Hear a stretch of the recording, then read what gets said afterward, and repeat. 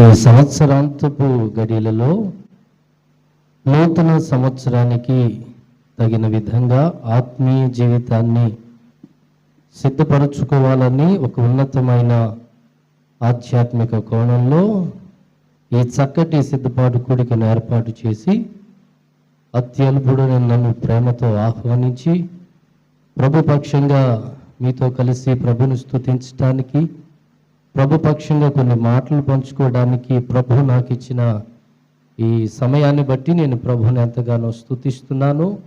ప్రేమతో మమ్మల్ని ఆహ్వానించినటువంటి ప్రియ దైవజనులు రవణ గారికి, అలాగే అద్భుతమైన శ్రేష్టమైన ఆరాధనలోనికి నడిపించిన అన్నగారికి, ఇక్కడ చేరి ఉన్న ప్రియులైన మీ అందరికీ యేసయ్య పేరట నా హృదయపూర్వకమైన వందనాలండి. దేవునికి స్తోత్రాలు. నిజంగా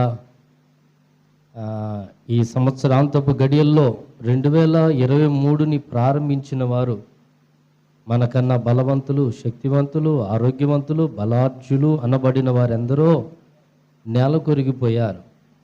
మనకంటే తక్కువ వయస్సు కలిగిన వారు కూడా ఎందరినో విగత జీవులుగా రక్తపు మడులు పడి ఉన్నటువంటి వారిని మన కన్నులారా చూసిన అనుభవాలు ఉన్నాయి.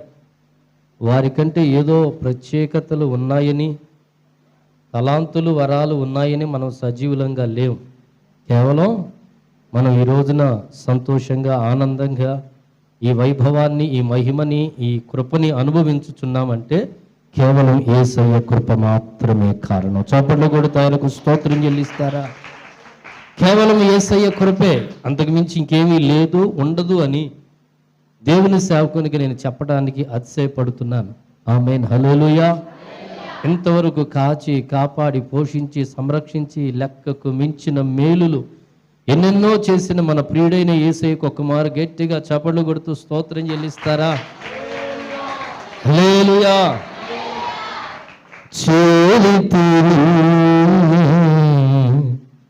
విరిగిన మనస్సుతో కాదనలేదే నా మనవులు నీవు,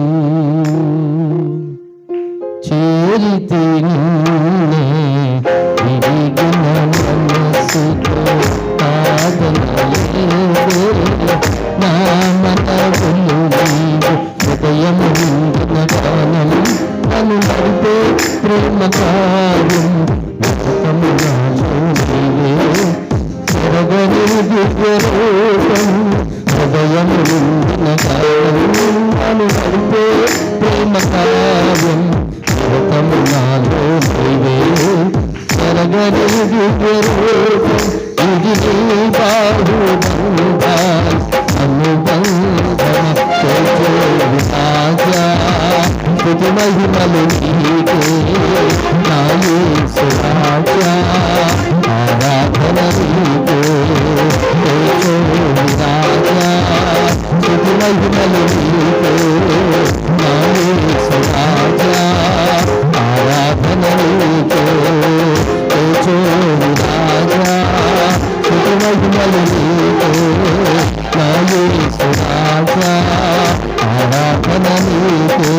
ప్రేమ నాలో మధురమైనది, అది నా బురగంధమి ప్రేమ శిఖరము, పేరు కోరుకున్నారు ప్రేమ చూపును, పరవశించున్నారు మహిమ పరతులు, సర్వకృపానికి. అందరూ స్వరాలెత్తి మనసారా వచ్చినట్టు చివరిగా గ్లోరీ.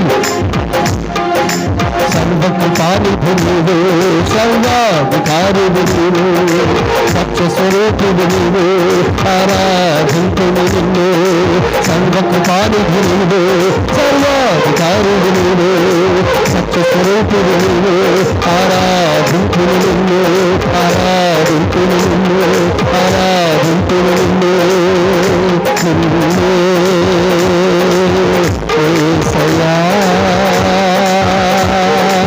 ఆరాధన ఆరాధన ఆరాధన ఆరాధన నీవే కదా, ఆరాధన ఆరాధన నీకేనయ్యా, ఆరాధన నీవేనయ్యా, ఆరాధన నీవేనయ్యా, ఆరాధన నీకేనయ్యా, ఆరాధన నీవేనయ్యా, ఆరాధన నీకేనయ్యా, నీకేనయ్యా ఆరాధన, స్తుతి ఆరాధన. Thank you, Jesus. We honor you. We praise you, Master. స్తుతి ఆరాధన నీకేనయ్యా. కృపగల తండ్రి, మరొకసారి యేసుక్రీస్తు పరిశుద్ధ రక్తంలో చేత పట్టుకొని ధైర్యంగా ఈ రాత్రి నీ కృపాసనం చేరి అబ్బా తండ్రి, నాయన, డాడీ, పిత అంటూ నన్ను ఆరాధించడానికి, ప్రస్తుతించడానికి మీరు మాకు ఇచ్చిన గొప్ప ధన్యత, భాగ్యం కొరకు స్తోత్రం.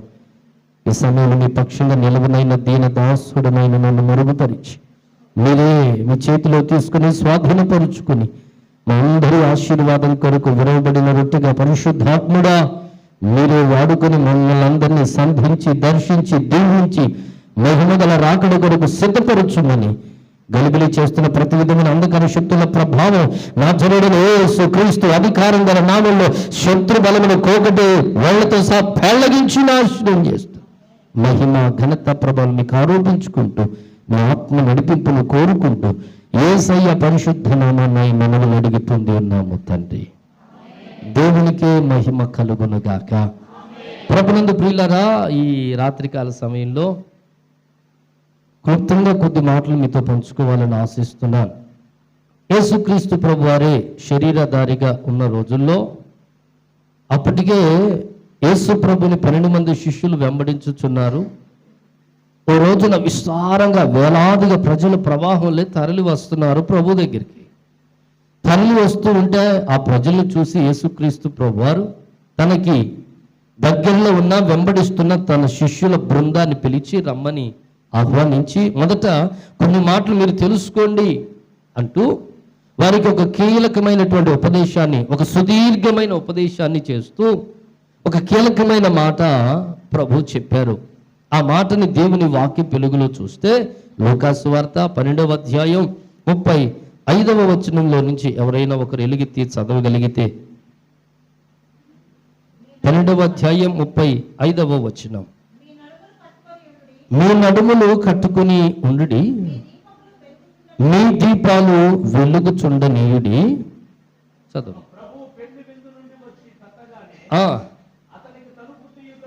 తట్టగానే తలుపు తీయుటకు అతడు ఎప్పుడు వచ్చునో అని అతని కొరకు ఎదురు చూచు మనుష్యుని వలె ఉండుడి. దేవునికి స్తోత్రం కలుగునుగాక. ప్రభునందు ప్రియులారా, యేసుక్రీస్తు ప్రభువారే శిష్యులకు మొదట ఈ సంగతులు అవసరమని ఎరిగి వారి ఆధ్యాత్మిక జీవితాలను ఎరిగిన ప్రభు చాలా తేటగా, స్పష్టంగా ఈ మాటలు తెలియచేశారు.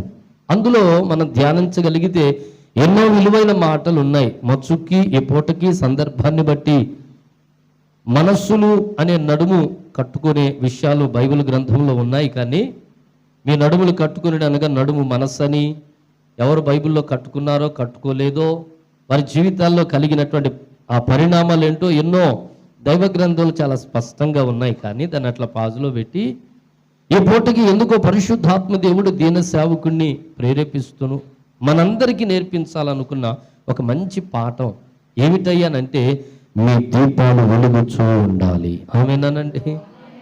ఏమవ్వాలి? దీపాలు వెలుగుచూ ఉండాలి.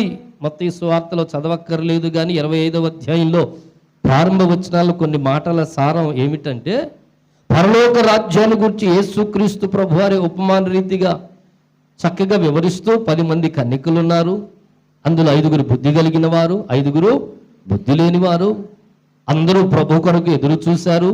అందరి ఆశ, అందరి గోల్, అందరి దర్శనం ఒకటే, పెండ్లి కుమారుడు వస్తాడు, ఆయన్ని ఎదుర్కోవాలి అని 10 మంది ఒకే ఆశతో, ఒకే కోరికతో, ఒకే అభిలాషతో ఒక ఉన్నతమైన ఆధ్యాత్మికమైన కోణంలో ఎదురు చూస్తున్నారు. రాకడ ఆలస్యమైంది. అంతలో వారి దగ్గర ఉన్న దివిటీలు అందరివి ఆరిపోవచ్చాయి. వారు శుభ్రంగా 10 మంది నిద్రపోయారు. మధ్యరాత్రి వేళ స్వరం వినపడింది, ఇదిగో పెండ్లి కుమారుడు వస్తున్నాడు, అతను ఎదుర్కొనరండి. స్వరం వినపడగానే 10 మంది ఉలిక్కిపడి తుల్లుపడి లేచారు. 10 మంది నిద్రపోయారు. 10 మంది తుల్లుపడి లేచారు. 10 మంది తమ దివిటీలని క్రమపరుచుకునే క్రమంలో చూస్తే బుద్ధి కలిగిన వారి కన్నికలు ఆరిపోవచ్చాయి, బుద్ధి లేని వారి కన్నికలకున్న దివిటీలు కూడా ఆరిపోవచ్చాయి. సేమ్ 10 మంది యొక్క దివిటీలు ఆరిపోవచ్చాయి. ఈ బుద్ధి లేని వారి దగ్గర నూనె లేదు గనుక, సిద్ధె లేదు గనుక వాళ్ళని అడుగుతున్నారు, కాస్త మాకు నూనె ఇవ్వండి అని అడిగితే ఆల్రెడీ బుద్ధి కలిగిన కన్నికలు ఏం చేశారు, ఆల్రెడీ వాళ్ళ దీపాలు కూడా ఆరిపోవచ్చాయి. కానీ వాళ్ళు ఆల్రెడీ బుద్ధి కలిగిన వారై సిద్ధిని తెచ్చుకున్నారు. ఆ సిద్ధిలో నూనెను కలిగిన సిద్ధులుగా వారు కలిగి ఉన్నారు కనుక ఆ సిద్ధిలో ఉన్న నీరు తమ ఆ నూనె ఆ దివిటీల్లో పోయిగా తిరిగి ఆ దివిటీలు వెలగడం ప్రారంభించాయి. చప్పట్లు కొట్టి దేవునికి స్తోత్రం చెల్లిస్తారా? అప్పుడు వాళ్ళు అన్నమాట, మీకు మాకు సరిపోవు గనక అమ్మేవారి దగ్గర కొనుక్కొని రండి అని బుద్ధి లేని వారికి చెప్తే, సరే త్వరగా వెళ్ళొస్తామన్నట్లుగా కొనడానికి వెళ్ళారు. అంతలో ప్రభు వచ్చేశాడు. బుద్ధి కలిగిన కన్నికలో ప్రభుతో కలిసి లోపలికి వెళ్ళిపోయారు. అంతటా తలుపు వేయబడాను. తర్వాత వాళ్ళు వచ్చారు, అయ్యా మాకు తలుపు తీ అన్నారు. యేసు ప్రభు, మిమ్మల్ని ఎరగను, మీరెవరో మాకు తెలియదు, పొండి అన్నాడు. ఈ ఉదంతమంతా ఎందుకు ప్రభు జ్ఞాపకం చేస్తున్నారనంటే, మీ దీపాలు వెలుగుచుండనీయుడి అన్నాడు కదా. ఆ దీపాలు వెలుగుతూ ఉంటే ఏమైంది, వెలగకపోతే ఏమైంది అనేటువంటి ఒక చక్కటి ఉపమానాన్ని ప్రభువే చెప్పారు. బుద్ధి కలిగిన కన్నికలు తమతో పాటుగా సిద్ధిలో నూనె ఉంది కనుక ఆరిపోతున్న దీపాలలో శుభ్రంగా వాళ్ళు నూనె పోసుకున్నందుకు దివిటీలు వెలిగాయి. ఇప్పుడు దీపాలు కలిగిన వారై తిన్నగా ప్రభుతో కలిసి దేవుని రాజ్యంలోకి చేరుకున్నారు. చప్పట్లు కొట్టి స్తోత్రం చెల్లిస్తారా? దివిటీలు వెలుగుచున్న వారికే పరలోక రాజ్య ప్రవేశం. నా దగ్గర దివిటి ఉందండి, ఆల్రెడీ ఒకప్పుడు బాగా వెలిగిందండి, దేదీప్యమానంగా ప్రకాశమానంగా అది ప్రకాశించిందండి, మరి ఇప్పుడండి అంటే లేదండి, కుదరదండి. నీ దీపం వెలుగుతూ ఉంటేనే దేవుని రాజ్యంలోకి వెళతావు. దివిటి కలిగిన వారలారా, క్రీస్తు శరీరమైన సంఘముగా చెప్పబడుతున్న వారలారా, మీరు దేవుని రాజ్యంలోకి చేరాలనుకుంటే దేవుని చేతనే సిద్ధపరచబడిన రాజ్యం దేవుని రాజ్యం. ఆ దేవుని చేత సిద్ధపరచబడిన ఆ దేవుని రాజ్యం ఎవరికయ్యా అంటే భూమి మీద సిద్ధపడిన వాడికే సిద్ధపడిన రాజ్యం ఇస్తాడు. ఆమెనండి, సిద్ధపడితేనే సిద్ధపరచబడిన రాజ్యానికి హక్కుదారుడు అవుతావు, లేకపోతే మిస్ అయిపోతావు. అందుకే దైవజనుల అంతరంగంలో ఈ భారాన్ని దేవుడు పెట్టాడు కనుక సిద్ధపాటు కూడిక అని పెట్టడానికి కారణం అదే. నువ్వు సిద్ధపరచబడితే సిద్ధపరచబడిన రాజ్యాన్ని సంపాదించుకుంటావు, అక్కడికి చేర్చబడగలవు. ఈ కాన్సెప్ట్తో ఏర్పాటు చేయబడిన ఓ శ్రేష్టమైన కూడిక ఇది. ప్రభు నీతో నాతో మనందరితో స్పష్టంగా ఈ వచనంలో నుంచి మాట్లాడుతున్నారు. ఈ రోజున ఒక ప్రశ్న, మీకు దీపాలు ఉన్నాయి, ఆ దీపాలు వెలుగుతున్నాయా? ఒక ప్రశ్న. వెలగకపోతే దేవుని రాజ్యంలోకి వెళ్ళలేవు. రాబోతున్న నూతన సంవత్సరంలో నీ కొరకు దేవుడు తీసుకుని వచ్చిన ఆశీర్వాదాలను పొందలేవు. మా పాస్టమ్మ గారిని ప్రభు దీవించి మమ్మల్ని ఆశీర్వదించి 3 బిడ్డలను ఇచ్చారు. ఫస్ట్ పాపనిచ్చాడు. పాప డెలివరీ సమయంలో పుట్టింటికి వెళ్ళింది. అన్నీ నేను చేయలేను కనుక, సేవలో ఉన్నాను కనుక ఆ క్రమంలో నేను ఒక్కడనే ఉపవాస ప్రార్థనలు అలా చేసుకుంటా కాస్త టీ తాగుతూ ఉండేవాడిని. మా ఇంటికి దగ్గరలో మా పరిచర్యలో ఉన్నటువంటి ఒక చిన్న బాబు, వాళ్ళ గేదెలు ఉన్నాయి, పాలు తీసుకొస్తాడు. 10 రూపాయల పాలు ఊరికే పోస్తారు కానుక రూపంలో. అలా పోసే క్రమంలో ఒక రోజున ఉదయాన్నే వచ్చాడు, అన్న పాస్టర్ గారు పాలు తెచ్చాను తీసుకోండి అన్నాడు. వెంటనే ఒక గిన్నె తీసుకెళ్ళా, తమ్ముడు దీనిలో పోసే అన్న. ఆ గిన్నె చూసి ఎలాగా, అన్నా దీనిలో పోయకూడదన్నా. ఏమిరా, అది కడగలేదు, అది శుద్ధి చెయ్యబడలేదు, అది యోగ్యంగా లేదు అన్నాడు. నాకు మళ్ళీ ఆశ్చర్యమైంది. వెంటనే ఒక ఆలోచన వచ్చింది. ఒక 10 రూపాయలు పాలు పొయ్యడానికి గిన్నె యోగ్యంగా ఉందా లేదా చూసి మరీ పోస్తున్నాడు వాడు. 10 రూపాయల పాలు ఒక పాత్రలో పోయబడాలంటే అది యోగ్యమైన పాత్రగా, శుద్ధీకరింపబడిన పాత్రగా, పరిశుద్ధపరచబడిన పాత్రగా ఉంటేనే 10 రూపాయల పాలు పోయడానికి ఇష్టపడుతున్నాడు కదా. మరి దానికి మించి దేవాది దేవుడు, సృష్టికర్త అయిన దేవుడు, పరలోకపు దేవుని దీవెనలు ఆశీర్వాదాలు కుమ్మరించాలంటే హృదయం అనేటువంటి ఈ గిన్నె యోగ్యముగా ఉండవద్దా? అది పరిశుద్ధపరచబడినదిగా ఉండవద్దా? ఒకంత ఆలోచించండి. ఆ నిత్య రాజ్యంలోకి మనం చేరాలనుకుంటే దివిటీలు వెలుగుతూ ఉంటేనే మనం దేవుని రాజ్యంలోకి చేరగలము. ఆమె దీపాలు వెలుగుతుంటేనే పరలోక రాజ్యం, లేకపోతే మిస్ అయిపోతాం. ఈ రోజున దీపాల గురించి ధ్యానం చేయగలిగితే ఒక సుదీర్ఘమైన సందేశమే పరిశుద్ధాత్ముడు మన కొరకు సిద్ధపరిచాడు. జకర్యా పుస్తకంలో 4వ అధ్యాయంలో విలువైన మాటలు ఎన్నో ఉన్నాయి. మొదటి వచనాలలో ఓ ప్రవక్తకి దేవుడు మాట్లాడుతూ ఉండగా ఒక నిద్రపోతున్న వ్యక్తిని తట్టి లేపితే ఏ విధంగా తులిపడి లేస్తాడో, దేవుని దూత మాట్లాడుతూ ఉండగా దేవుని దూత తట్టగానే తులిపడి లేచాడు. నీకేం కనబడుతుందో చూడు అన్నాడు. ఎప్పుడైతే దూత ఈ మాట మాట్లాడిన అతను కన్నులు తేరి చూస్తే కొన్ని కనబడ్డాయి. ఆ కనబడినటువంటి అద్భుతమైనటువంటి దర్శనంలో ఒక దీపస్తంభం ఉన్నది. దానికి ఎడం వైపున 3 కొమ్మలు, కుడి వైపున 3 కొమ్మలు, మొత్తం 7 దీపస్తంభానికి 7 దీపాలున్నాయి అని జకర్యా పుస్తకంలో చాలా స్పష్టంగా రాయబడ్డది. అది మనకి ఎక్కడ గుర్తుకొస్తుంది అని అంటే, దేవుడే ఏర్పరిచిన ప్రత్యక్షపు గుడారంలో 3 భాగాలుగా ఉండగా ఆవరణము పరిశుద్ధ స్థలం, అతి పరిశుద్ధ స్థలం. పరిశుద్ధ స్థలములోకి వెళ్ళగానే మొట్టమొదట మనకి కనబడేది ఎడం వైపున ఉంచబడేది దీపవృక్షం. ఆ దీపవృక్షం దేనికి ముంగుర్తు అని అంటే, స్వచ్ఛమైన బంగారంతో చేయబడింది. అనగా ఒక దేవుని బిడ్డ విమోచించబడ్డవాడై స్వచ్ఛమైన మేలిమి దైవత్వము చేత నింపబడాలి. ఆమేనండి. ఈ దీపవృక్షం మేలిమి బంగారంతో చేయబడ్డది. ఎక్కడ తుమ్మకర్ర కనబడదు. దైవికమైన స్వభావాలకి ముంగుర్తుగా కనబడుతున్నది. ఒక క్రీస్తు నెరిగిన బిడ్డగా, పరిశుద్ధపరచబడి దేవుని ఆలయంలో కనబడే బిడ్డగా కనబడుచున్నది. ఆ దీపవృక్షం నీవు నేను మనమే. ఇప్పుడు ఇది వెలుగుతూ ఉండాలి. దానికి 7 దీపాలు ఉన్నాయి. వ్యక్తి ఒక్కడే, విశ్వాసి ఒక్కడే, సంఘం ఒక్కటే, కానీ 7 రకాలైన ప్రాముఖ్యమైనటువంటి ఆ దీపాలు వెలుగుతూ ఉండాలి. లేక ఆత్మ సంబంధమైన ఆ స్వభావాలు వెలుగుతూ ఉండాలి. ఖచ్చితమైన, తప్పనిసరిగా కలిగి ఉండవలసిన దైవికమైన సుగుణాలు 7. ఇంకా ఎన్నో కలిగి ఉండాలి. కానీ ఒక వ్యక్తి దేవుని రాజ్యములోకి చేరాలంటే, ముక్తిలోకి, మోక్షములోకి, మహిమలోకి, ఆ దేవుడే సిద్ధపరిచిన, దేవుడే పునాదులు వేసిన మహిమగల పట్టణంలోకి నీవు రావాలి అని అంటే ఏం చేయాలో తెలుసా? 7 దీపాలు నీలో వెలుగుతూ ఉంటేనే సాధ్యమవుతుంది. ఆమె 7 దీపాలు వెలగాలి. ప్రత్యక్షపు గుడారం నీవు నేను మనమే. ఈ రోజున దీపవృక్షంగా ఉన్నటువంటి దేవుని బిడ్డలారా, నీ దగ్గర 7 దీపాలు ఉన్నాయా? మధ్యలో దీపస్తంభం, ఓ పక్క 3 కొమ్మలు, మరో పక్క 3 కొమ్మలు. ఆ 3 కొమ్మలు ఏమిటో, ఈ 3 కొమ్మలు ఏమిటో, మధ్యలో ఉన్న దీపస్తంభం యొక్క ఆ స్వభావం ఏమిటో కొన్ని దేవుని ఆత్మ సాయంతో మీతో పంచుకోవాలని ఆశిస్తున్నాను. ప్రభువు మనతో మాట్లాడి దర్శించి దీవించునుగాక. ఆమేన్. హల్లెలూయా. ఏమన్నా బోధపడుతుంది అంటారా?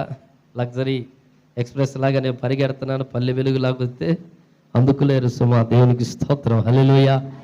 దావీదు అంటాడు, నా నాలుక త్వరగా వ్రాయువాని కలం వలె. సమయాన్ని బట్టి దేవునికి స్తోత్రం. హల్లెలూయా. జాగ్రత్తగా ఆలకించండి. దివిటీలు వెలిగితేనే, దీపాలు వెలుగుతూ ఉంటేనే తప్ప దేవుని రాజ్యంలోకి చేరలేవు. ఈ పూట ఏర్పరచబడినటువంటి ఉద్దేశము, లేక ఏర్పాటు చేయబడిన కూడిక యొక్క ప్రాముఖ్యమైన ఉద్దేశం ఏమిటనంటే, దీపాలు సవరించుకునే సమయం ఇది. ఆమేన్. దీపాలు వెలిగించుకునే సమయం ఇది. హల్లెలూయా. జాగ్రత్తగా ఆలకించాలి ప్రియులారా. ఈ మాటలు ప్రకటించబడుతుండగానే నీ ఆత్మీయ జీవితాన్ని స్వపరిశీలన చేసుకోవాలి, ఆత్మ విమర్శ చేసుకోవాలి. ఎవరో వచ్చి నిన్ను విమర్శ చేయాల్సిన అక్కర్లే. వాక్యం అనేటువంటి దీపం నీ దాకా వచ్చినప్పుడు ఆ దీపపు కాంతిలో, వాక్యపు కాంతిలో నీ జీవితాన్ని సరి చేసుకోవాలి. జాగ్రత్తగా ఆలకించమని కోరుతున్నాను. ప్రభు మాట్లాడుతున్నాడు ఇక్కడ. అటువైపు 3 కొమ్మలు ఉన్నాయి. ఆ కొమ్మలకి చెక్కబడిన, నకిషి పనిగా చేయబడిన విలువైన 3 అనుభవాలు ఏమిటనంటే, మొగ్గు ఉంటుంది, పువ్వు ఉంటుంది, బాదం పండు ఉంటుంది. 30 దంతలు, 60 దంతలు, 100 అంతలుగా ప్రతి కొమ్మ లేక ప్రతి దైవిక స్వభావం ప్రకాశిస్తూనే ఉండాలి. క్రమక్రమంగా ఇస్సాకు వృద్ధి చెందాడు. మనం కూడా క్రమంగా గ్రాడ్యువల్గా ఉన్నత స్థానానికి చేరుకోవాలని దేవుని లేఖనం చెప్తుంది. ఇప్పుడు ఆ 3 కొమ్మలేంటి? ఈ 3 కొమ్మలేంటి?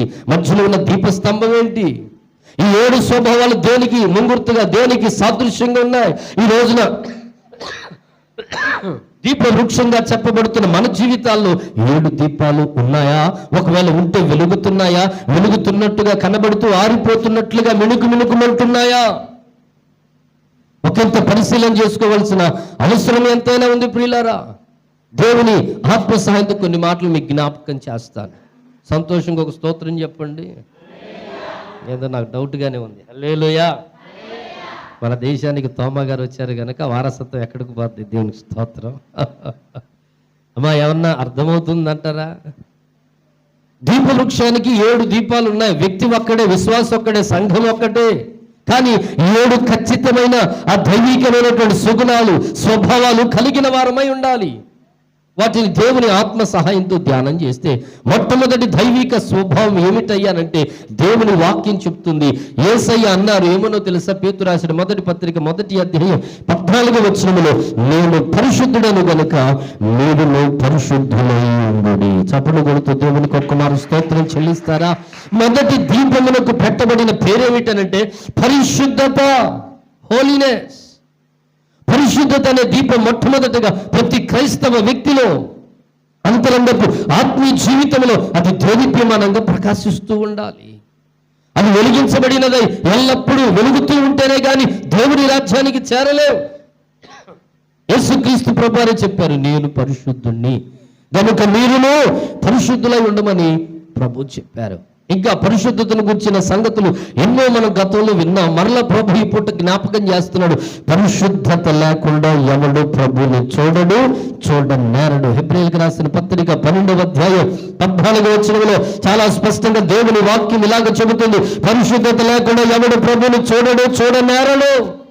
మత్తయి సువార్త 5:8 ప్రకారం హృదయ శుద్ధి గలవారు ధన్యులు, వారు దేవుణ్ణి చూస్తారు. కీర్తన 93:5 ప్రకారం ఎన్నటెన్నటికి దేవుని మందిరానికి పరిశుద్ధతయే అనుకూలం.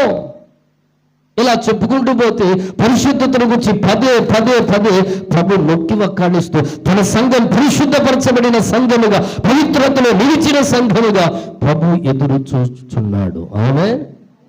ఇప్పుడు ఒక ప్రశ్న, నీ వ్యక్తిగత జీవితంలో పరిశుద్ధతని కలిగి ఉన్నావా? కలిగి ఉన్న పరిశుద్ధత పెరిగిందా లేక తరిగిందా? ఆ పరిశుద్ధత అనుదినము కాయబడుచున్నదే, కాపాడబడుచున్నదా? ఈ సంవత్సర చివరి దినాల్లో ఒకసారి ఒకంత మన అంతరంగపు లోతుల్ని చూడగలిగితే, ఆధ్యాత్మిక జీవితాన్ని వాక్య వెలుగులో పరిశీలన చేసుకోగలిగితే, నీ యొక్క పరిశుద్ధత అనే దీపం దేదీప్యమానంగా వెలుగుతున్నదా? చూడడం ద్వారా, వినడం ద్వారా, చేయడం ద్వారా, అపవిత్రత వినడం ద్వారా కూడా మానవ జీవితంలో పాపం వచ్చేస్తుంది. యెషయా గ్రంథం 6వ అధ్యాయంలో దైవభక్తుడైన యెషయా ఏమంటున్నాడో తెలుసా? అయ్యయ్యో, అపవిత్రమైన పెదవులు కలిగిన ప్రజల మధ్యలో ఉన్నవాడనయ్యా, నా పెదవులకు కూడా అపవిత్రత అంటింది, నేను కూడా దోషిని అని ఏడుస్తున్నాడు. యెషయా గ్రంథం 6వ అధ్యాయంలో గొప్ప దర్శనం కలిగినటువంటి ఆ దైవజనుడు కేకలేస్తున్నాడు. ఈ రోజున ప్రభు సూటిగా మనల్ని అడుగుతున్నాడు, నాలో పాపం లేదండి, దోషము లేదండి, తప్పిదము లేదండి, పొరపాటు లేదండి. ఈ 2023 ఆరంభించిన నాటి నుండి నేటి వరకు దేవుని కొరకు చాలా నీతిగా, నమ్మకంగా, యథార్థంగా, పరిశుద్ధంగా బ్రతికానని చెప్పగలవా? ఈ సందేశం నిన్ను నిందించేది కాదు. ఎట్లయినా నువ్వు పవిత్రపరచబడి, ఎట్లయినా దేవుడు ఆశించినంత పరిశుద్ధత అనే స్థాయికి మెట్టుకు రాగలిగితే, నువ్వు పరిశుద్ధపరచబడి సంపూర్ణతలోనికి రాగలిగితే, నిన్ను క్రీస్తు ఎదుట నిలబెట్టాలనే దైవజనులకు ఉండిన భారం ఈ భారం. ఆమేనండి. పరిశుద్ధపరచబడిన వారికి దేవుని రాజ్యం, లేకపోతే లేదు, ఉండదు, రాధిక. అవకాశం ఇస్తున్నాడు ప్రభు. మారు మనసు పొంద అవకాశం ఉన్నప్పుడే మారు మనసు పొందాలి. దేవుని సన్నిధిని ఈ రోజున ప్రభు మాట్లాడుతున్నాడు. పరిశుద్ధత అనే దీపం వెలుగుతుందా, ఆరిపోయిందా? దైవ గ్రంథంలో యోసేపు భక్తుడు, ఆదికాండ గ్రంథం 49:22లో యోసేపు ఫలించుడి కొమ్మ. అతడు రెమ్మలు గోడ మీదకెక్కి వ్యాపిస్తున్నాయి. అతడు ఓట యొక్క ఫలిస్తున్నాడు. ఓట క్రీస్తు, పరిశుద్ధుడు, పరిశుద్ధుని దగ్గర ఉన్నవాడు పరిశుద్ధతలో ఫలిస్తున్నాడు. తను ఈ రోజున నీ యొక్క వ్యక్తిగత జీవితంలో పరిశుద్ధత మీద దృష్టి నిలిపి, నా పరిశుద్ధత ఏ స్థాయిలో ఉందనేటువంటి ఒక అంచనాను వేయగలవా? దేవుడు ఈ రోజున అడుగుతున్నాడు, నువ్వు పాట పాడగలవా లేదా, మంచిగా సాక్ష్యాలు చెప్పగలవా లేదా అంటే వద్దన కదా, వాటిని తక్కువ చేయడంలా. ప్రభు ఈ రోజు నీతో మాట్లాడుతున్నది ఏమిటంటే, పరిశుద్ధత ఉన్నదా లేదా అని స్కాన్ చేస్తాడు ఆయన. ఈ రోజున మన పరిశుద్ధత కాపాడబడినట్లుగా ఒక చక్కటి ఆలోచన, దేవుని సలహా ఏమిటనంటే, దైవభక్తుడు పౌలు గారు అన్నారు కొరింథీయులకు రాసిన 2వ పత్రికలో 7వ అధ్యాయం 1వ వచనములో, దేవుని భయము చేత మన పరిశుద్ధతను సంపూర్తి చేసుకుంటాము. ఆమేనండి. ఒక వ్యక్తికి దేవుని భయం ఉంటే పరిశుద్ధతను సంపూర్తి చేసుకోగలడు. ఈ మాటలు వింటున్న దేవుని సంఘమా, దేవుని భయం మనకు ఉండాలి. దేవుని భయము లేకుండా నీకున్న బలం వ్యర్థమైపోద్ది. శాంసన్ జీవితంలో ఎంతటి బలవంతుడు, ఎంతటి శక్తిమంతుడు. ఫిలిస్తీన్ యొక్క కోట గుమ్మ 450 కేజీల బరువు, దాన్ని 2 చేతులతో అలాగ ఓడబెరికి కొండ మీదకి భుజాలకు తగిలించుకొని తీసుకెళ్లి విసిరేసి వచ్చిన వాడు. 300 నక్కలను పట్టుకొని వాటి తోకలకు ముడిపెట్టి మధ్యలో దివిటి పెట్టి శత్రువు చేలోకి పంపి శత్రువుల పంటంతా తగలబెట్టించిన వాడు. పచ్చి గాడిద దవడ ఎముక ఒకటి పట్టుకొని 1000 మందిని చంపినవాడు. ఎంతటి పరాక్రమవంతుడు, ఎంతటి శక్తిమంతుడు. అయితే దేవుని భయము లేనందుకు అతని యొక్క బలం వ్యర్థమైపోయింది. దేవుని భయం లేకుండా నువ్వు ఎంత బలవంతుడివైనా వేస్ట్ అయిపోయే ప్రమాదం ఉంది. సొలొమోను దేవుని జ్ఞానం కలిగిన వాడే, కానీ దేవుని భయము లేదు. దాని ఫలితంగా అపవిత్రతలో పడిపోయాడు. ఈ రోజున ప్రభు ప్రేమతో మనతో మాట్లాడుతున్నాడు. నిజంగా దేవుని భయము కలిగిన వ్యక్తివైతే నీ జీవితంలో పవిత్రతని కాచుకుంటావు. యోసేపుకి దేవుని భయం ఉందమ్మా, దేవుడు చూస్తున్నాడు, ఇంతటి దుష్కార్యం నేను ఎలా చేసేది, నేను చేయను అని పాపములకు దూరంగా పారిపోయాడు. ఈ రోజున ప్రేమ గల దేవుడు అంటున్నాడు, నీ వ్యక్తిగత జీవితంలో అపవిత్రత ఏదైనా కన్నులు ఎదుట కనబడుతుంటే పారిపోగలిగావా? వినబడుతుంటే పారిపోగలిగావా? చేయడానికి పరిస్థితులు అనుకూలపడితే వాటి నుంచి దూరంగా పారిపోగలిగావా? అలాగా పారిపోగలిగిన వ్యక్తివి నువ్వైతే నిజంగా నీ పరిశుద్ధతని దీపం వెలుగొచ్చున్నది. ఆమె ఇంకో విషయం చెప్పనా, యోసేపు వెలిగాడు. యోసేపులో పరిశుద్ధత అనే దీపం వెలిగింది కనుక ఆ దీపపు కాంతిలో ఎందరో పరిగెత్తుకుంటూ వచ్చేసారు. చప్పట్లు కొట్టి స్తోత్రం చెల్లిస్తారా? ఈ రాత్రి ప్రభు నీతో మాట్లాడుతున్న మాట, పరిశుద్ధత అనే ఒక్క దీపం నీలో వెలిగితే నీ దీపపు కాంతిలో ఎందరో వస్తారు, ఎందరో మేలు పొందుతారు, ఎందరో చీకటి బ్రతుకులు వెలుగుమయంగా మారుతాయి. నువ్వొక్కడవే పరిశుద్ధత అనేటువంటి దీపం వెలిగేటువంటి అనుభవంలోకి రావాలి. ప్రభునందు ప్రియులారా, యోసేపు జీవితాన్ని చూస్తే పరిశుద్ధత అనే దీపం ఏమవుతుంది? దేదీప్యమానంగా ప్రకాశమానంగా ప్రకాశిస్తుంది. ఒకంత మన హృదయాలను పరిశీలించుకోవాలి. చాలా మంది అంటారు, సార్ నేనేం పాపం చేశాను? ఏ పాపం చేయలేదు, మా ఊళ్ళో నేను చాలా నిష్ఠగా ఎట్టున్నా, నన్ను ఎవడు గదించలేడని అనుకోవచ్చును. కానీ యోహాను భక్తుడు ఏమంటాడు తెలుసా? మొదటి పత్రిక రాస్తూ మొదటి అధ్యాయంలో మేబీ 9వ వచనం అనుకుంటాను, మనలో పాపం లేదని చెప్పుకుని ఎడల దేవునినే అబద్ధకునిగా చేసిన వారమవుతాం. ప్రభునందు ప్రియులారా, ఇంకా చెప్పనా, పాపం అంటే ఏంటి అసలు? ఆజ్ఞ అతిక్రమే పాపం, సకల దుర్నీతి పాపం, మేలనేది నెరిగి చేయకపోతే పాపం, ప్రార్థన చేయడం మానేస్తే కూడా పాపమే. ఆమేనానండి? సమూయేలుని దైవజనుడు, మీ నిమిత్తమే ప్రార్థన చేయడం నేను మానేస్తే అది నాకు పాపం అన్నాడు. మరి ఈరోజు నీ జీవితంలో ఎన్నోసార్లు వేకువజామున ప్రార్థనలు మిస్ అవ్వలే? అలా కోల్పోయినప్పుడల్లా పాపం చేసినట్లేగా. విమర్శించాలని కాదు, ఎట్లయినా సద్విమర్శ ద్వారా సరిచేయబడిన వారమై దేవుని ఎదుటకి మనం నిలబడాలని, రాబోతున్న నూతన సంవత్సరపు ఆశీర్వాదాలని నీ తల మీద నా దేవుడు కుమ్మరించునుగాక. అలా కుమ్మరించాలంటే యోగ్యమైన పాత్రగా మలచబడ్డానికి శుద్ధీకరింపబడుతున్న సమయం ఇది. దేవుని వాక్యం ప్రవాహంలో నీ దాకా వస్తున్న సమయం ఇది. కనుక పరిశుద్ధత అనే దీపం ఖచ్చితంగా వెలగాల్సిన అక్కర కూడా లేదా? కొంచెం నోరు తెరిచి చెప్పండి అమ్మా. ఎందుకు మీరు ఆలోచిస్తున్నారు? హల్లెలూయా. పరిశుద్ధత అనే దీపం ఖచ్చితంగా వెలగాలి. వెలగకపోతే నీవైనా నేనైనా ప్రపంచంలో మరి ఎవడైనా సరే ఎన్ని టాలెంట్స్ ఉన్నా, ఎంత ప్రత్యేకతలు ఉన్నా ఫెయిల్ అయిపోయే ప్రమాదం ఉంది. పరిశుద్ధత దేవుడు కోరుకుంటున్నాడు. దానియేలు గ్రంథం 7వ అధ్యాయం 18వ వచనంలో మహోన్నతుని పరిశుద్ధులే రాజ్యాధికారం చేస్తారు. ఆమె రేపొద్దున రాజ్యాధికారం చేయాలి అనుకుంటే నీవు పరిశుద్ధత మీద దృష్టి నిలపాలి. దైవజనులు ఒక చక్కటి మెసేజ్ పెట్టారు ఉదయకాలం. నేను లేటుగా చూశాను కొన్ని కారణాలను బట్టి, సమయాన్ని అనుకూలత లేని బట్టి. అక్కడ మాట్లాడుతూ ఒక మంచి మాట అన్నారు, రేపు యెహోవా మీ మధ్యలో అద్భుతం చేస్తాడు. యెహోషువ పుస్తకం 3వ అధ్యాయం 5వ వచనంలో రేపు యెహోవా మీ మధ్యలో అద్భుతం చేస్తాడు. గనుక ఈరోజు మీరేం చేయాలి? మిమ్మల్ని మీరు పరిశుద్ధపరుచుకోవాలి. ఆమేనండి? మిమ్మల్ని మీరు పరిశుద్ధపరుచుకుంటే రేపు దేవుడు ఏం చేయబోతున్నాడు? అద్భుతం చేయబోతున్నాడు. రేపటి నీ అద్భుతం రాబోతున్న 2024వ సంవత్సరం అద్భుతాల సంవత్సరముగా నా దేవుడు నీ జీవితానికి మార్చునుగాక. అయితే ఈ రోజే, ఈ సంవత్సరం ముగియక ముందే, ఈ చివరి గడియలలోనే నువ్వు పరిశుద్ధపరచబడాలి. నిష్కల్మషమైన వ్యక్తిగా మారిపోవాలి. యేసయ్య రక్తం కడిగివేయబడాలి. ఒక నూతనమైన వ్యక్తిగా, ఒక తాజా హృదయం కలిగిన యోగ్యమైన పాత్రగా, కడగబడిన పాత్రగా ఈ జీవితం ఉండగలిగితే 2024 నా దేవుడు గొప్ప అద్భుతాల చేత మిమ్మల్ని నింపునుగాక. నేటి పరిశుద్ధత రేపటి అద్భుతానికి మార్గం. ప్రియులారా, ఎక్కడెక్కడో అద్భుతాలు జరుగుతాయని పరిగెత్తాల్సిన అక్కర్లే. ఆ పాస్టర్ గారి తల మీద చేతులు పెడితే భలే అద్భుతాలు అంటగా. అట్టకు ఒక ఆయన, మాకు తెలిసిన ఒక సోదరుడు, అక్కడ పడితే అక్కడ నూనె పోతున్నారంటే, కర్చీఫ్లు అమ్ముతున్నారంటే పరుగు. స్థానికంగా సేవకుడు కష్టపడి కన్నీరు కాచి ఉపవాస ప్రార్థనలు చేసి దేవుని వాక్యాన్ని చెప్పి వాడిని బలపరిచి క్రమపరిచి దేవుని రాకడ కొరకు సిద్ధపరిచేది 100 చేసినా వీళ్ళకి పట్టదు. అట్లా తలలు పెట్టి పెట్టి పెట్టి దేవుని కృపల బట్టతలు వచ్చింది ఆయనకి, జుట్టు అంతా రాలిపోయింది. ఆ కర్మ మనకి పట్టకుండును గాక. అరే, నీ కొరకు కన్నీరు గాచే ప్రయాసపడి భారం కలిగిన దైవజనుడు, ఆ దైవజనుడు ఒక ముక్క ప్రార్థన చేస్తే దీవెనకరం కదా. ఎక్కడెక్కడికో పోవాల్సిన కరం ఏంటి? నాకు తెలిసిన ఒక ఆయన ఉన్నాడు, సహోదరుడు, ప్రారంభ సేవ ఆరంభ దినాల్లో ఉపవాస ప్రార్థనలు ఉంటే నా దగ్గరికి వచ్చాడు. అన్నా, మరి మా దగ్గర గేదెలు తప్పిపోయినాయి, నువ్వు బైబిల్ చూసి చెబుతా ఉంటగా చెప్పు అన్నాడు. అట్లాంటి వరాలు నా దగ్గర లేవయ్యా అన్నా. అయ్యో, ఈ వరం లేదా, ఇంకా నువ్వేం చావకుడు అంట వెళ్ళిపోయాడు. నేనేం బాధపడలా, లేని దానికి ఎందుకు సిగ్గుపడాలి, నాకు ఇవ్వలేదు దేవుడు, ఎక్కడికో పోయాడు. మొత్తానికి ఆడెవడో చెప్పాడు, అబ్బాయి నల్ల కోడి నరుకు, మొత్తానికి రక్తం చిందించు, అద్భుతం జరిగిపోద్ది అన్నాడు. ఏం జరిగిందో తెలుసా? అవి చిలికి గాలి అనే కొట్లాడుకునే పరిస్థితికి వెళ్ళింది. దేవుడికి స్తోత్రం. నెమ్మది లేకుండా పోయింది, సమాధానం లేకుండా పోయింది. ఈ రోజున ప్రభు మాట్లాడుతున్నాడు, నీ అద్భుతము నీ చేతుల్లోనే ఉంది. ఆమెనండి.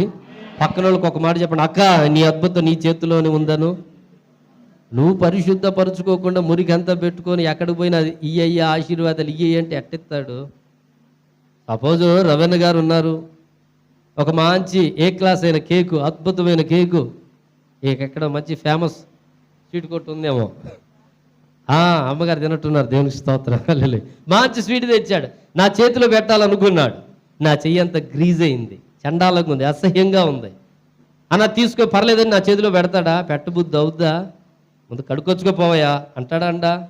ఖచ్చితంగా అంటాడు.